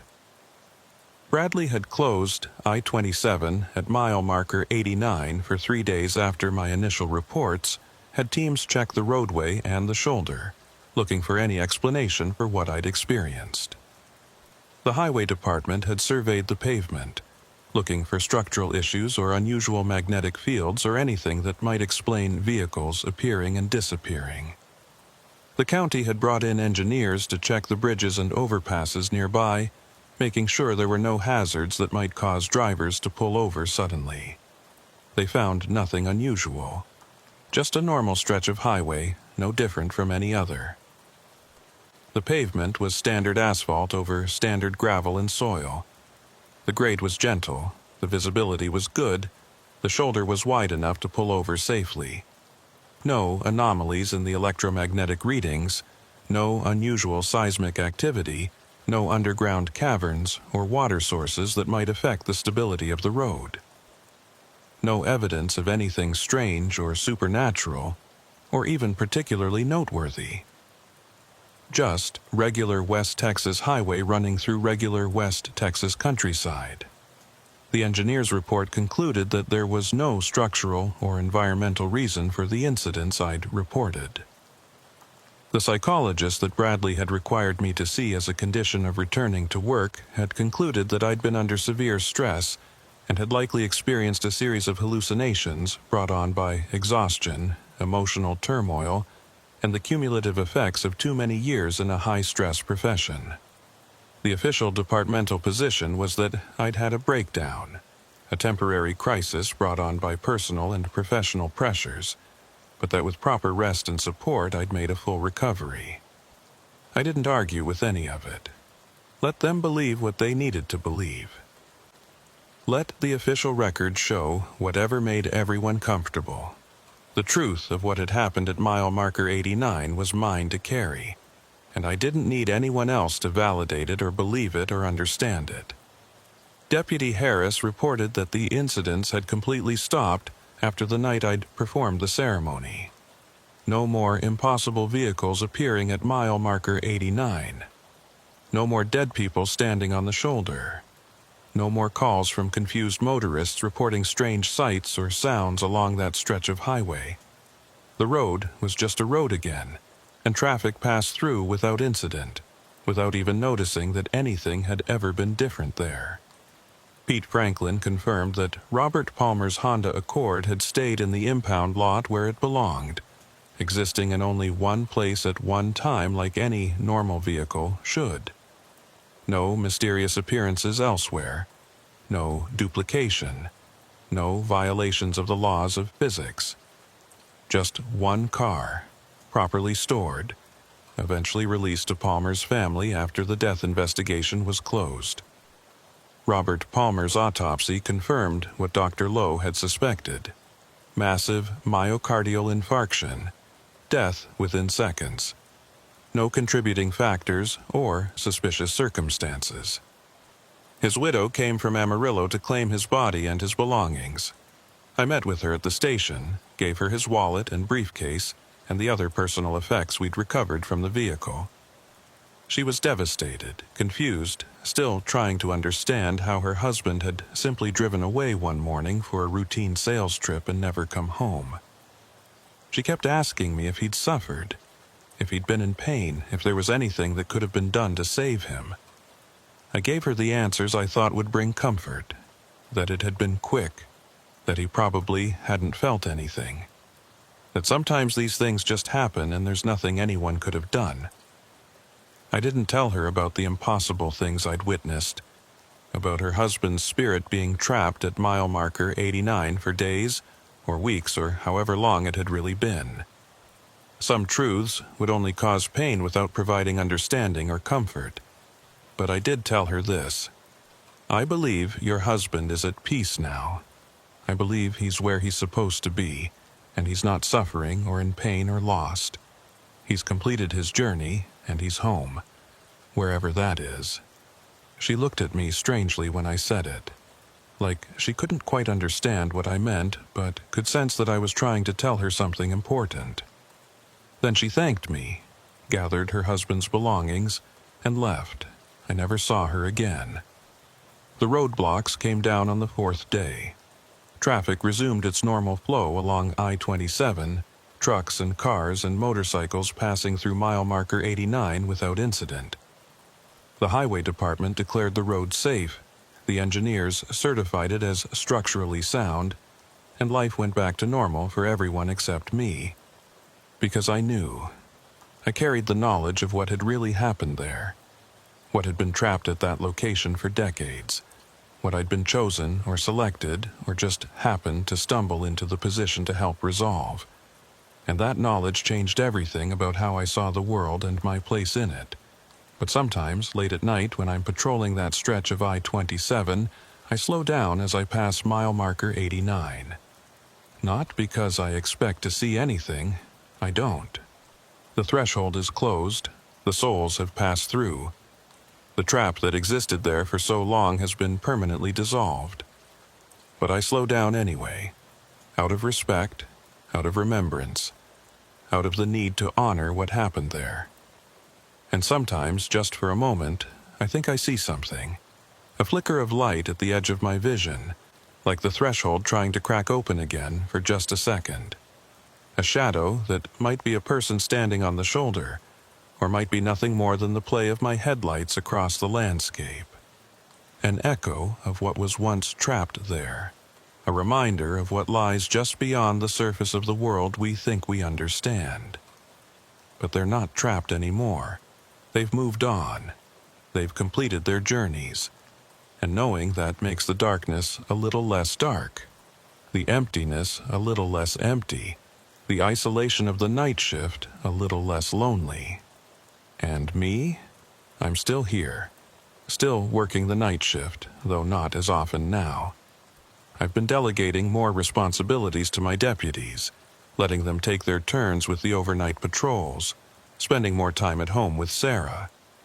We're learning how to be married again, how to be partners instead of just cohabitants, how to bridge the distance that had grown between us through years of neglect and miscommunication, and the slow erosion of intimacy that happens when you stop paying attention to each other. It's not perfect. Some wounds run deep, and trust that's been broken takes time and effort and patience to rebuild. But we're trying. We're both trying. And that effort, that mutual commitment to healing what was broken, means more than any grand gesture or dramatic reconciliation ever could. Emily came home for Thanksgiving, brought Marcus with her to meet us. He turned out to be a genuinely good kid, polite, smart, respectful, clearly devoted to my daughter. We took them out to dinner at the best restaurant in Amarillo, and for a few hours we were a family again, sharing a meal and stories and laughter around a table. Emily pulled me aside before they left and told me I seemed happier, more present, more like the father she remembered from her childhood. "Whatever you've been dealing with, Dad, it seems like you found some kind of resolution," she said, hugging me tight. "I'm glad. I've been worried about you and Mom, but you both seem, I don't know, lighter somehow.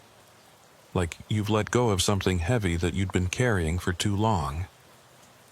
She was right. I was lighter. The burden of whatever had been accumulating at mile marker 89, the weight of all those trapped souls, the responsibility of being the one who had to witness and understand and ultimately resolve it. All of that was gone now. Lifted. Released. But more than that, I'd let go of other things too. The guilt about being a less than perfect husband. The shame about prioritizing the job over my family. The fear that I'd wasted my life on a career that didn't really matter in the grand scheme of things. The worry that I'd end up alone, bitter, isolated, having pushed away everyone who'd ever cared about me. I'd learned something at mile marker 89, something that went beyond the supernatural and the impossible and the terrifying. I'd learned that sometimes the hardest thing isn't facing the darkness or the unknown, or the things that go bump in the night. Sometimes the hardest thing is facing yourself, acknowledging what you've been running from, admitting that you need help and healing and grace. The dead at mile marker 89 needed help finding their way home. But so did I. And in helping them, in opening that threshold and releasing them from their prison, I'd somehow released myself as well. Some roads are more than just roads. Some places are more than just places. Some moments are more than just moments. And sometimes the job of a sheriff isn't just to enforce the law, or protect the living, or maintain order in the visible world. Sometimes it's to help the dead find their way home. Sometimes it's to guard the thin places where worlds touch. Sometimes it's to stand watch over the boundaries that most people never see, the thresholds that exist in the spaces between light and dark, life and death here and there. I understand that now, in a way I never could have before. And I'll carry that understanding with me for however many nights I have left to patrol these empty highways, watching over the thin places, honoring the sacred ground, making sure that what needs to pass through can pass through safely, because that's what the badge means. Not just protection for the living, but guidance for the dead. not just enforcing human laws, but respecting the deeper laws that govern the transitions between states of being, not just maintaining order in the world we can see, but honoring the boundaries and thresholds and liminal spaces in the world we can only glimpse. And that's a duty that doesn't end with a shift change, or a retirement, or even death itself. It's eternal, forever, a responsibility that exists outside of time and transcends the ordinary boundaries of mortal existence. I drive through the darkness, and the darkness drives through me, and somewhere between the two, I find meaning, find purpose, find a reason to continue, to serve, to watch over the empty spaces and the lonely roads and the countless souls still making their journeys through the night. That's enough. More than enough. It's everything. Because in the end, we're all just travelers on these highways, moving from one place to another, from one state of being to another. And sometimes, when the conditions are right, when the boundaries are thin, when the veils between worlds grow transparent, we catch glimpses of what lies beyond. We see the truth that we're not alone, that we're never alone, that everything is connected in ways we can barely comprehend. The living and the dead, the visible and the invisible. The world we know and the worlds we can only imagine. All of it connected. All of it part of one continuous journey from beginning to end and back again. Mile marker 89 taught me that. The dead people standing on the shoulder taught me that. The threshold between worlds taught me that. And I'm grateful for the lesson, even if it came wrapped in terror and confusion and the slow dissolution of everything I thought I understood about reality. Because that's how the best lessons come. Not gently or easily or comfortably, but hard and strange and transformative. They break you open and remake you and leave you fundamentally changed in ways you couldn't have imagined before. I'm not the same man I was before that October night. I've been changed by what I witnessed, what I experienced, what I was called upon to do. And I'm grateful for that change, even though it came at a cost, even though it required me to face things I'd rather have avoided, even though it meant accepting truths about the nature of reality that most people never have to confront. So I drive, I watch, I wait. And when the next impossible thing appears on my highway, because there will be a next thing, I'm certain of that now, I'll be ready. Because that's what sheriffs do in West Texas. We keep watch over the empty spaces. We guard the lonely roads. We stand between what is and what might be, and we do our best to make sure that everyone, living or dead, or somewhere in between, finds their way home safely. It's not much, but it's everything, and it's enough, more than enough. It's purpose and meaning, and the reason I put on this badge every day and head out into the darkness to patrol these highways that stretch from horizon to horizon, under skies so vast they make you feel like nothing and everything all at once. This is my calling. This is my duty. This is what I was meant to do, even before I knew such duties existed. And I'll carry it with honor and humility and reverence for as long as I wear this badge, for as long as I patrol these roads, for as long as the night calls me out into the darkness to keep watch over the thin places and the lost souls, and the endless mystery of what it means to live and die and continue on in ways we can barely imagine. Mile marker 89 is quiet now. The souls are at rest. The threshold is closed. The trap is broken.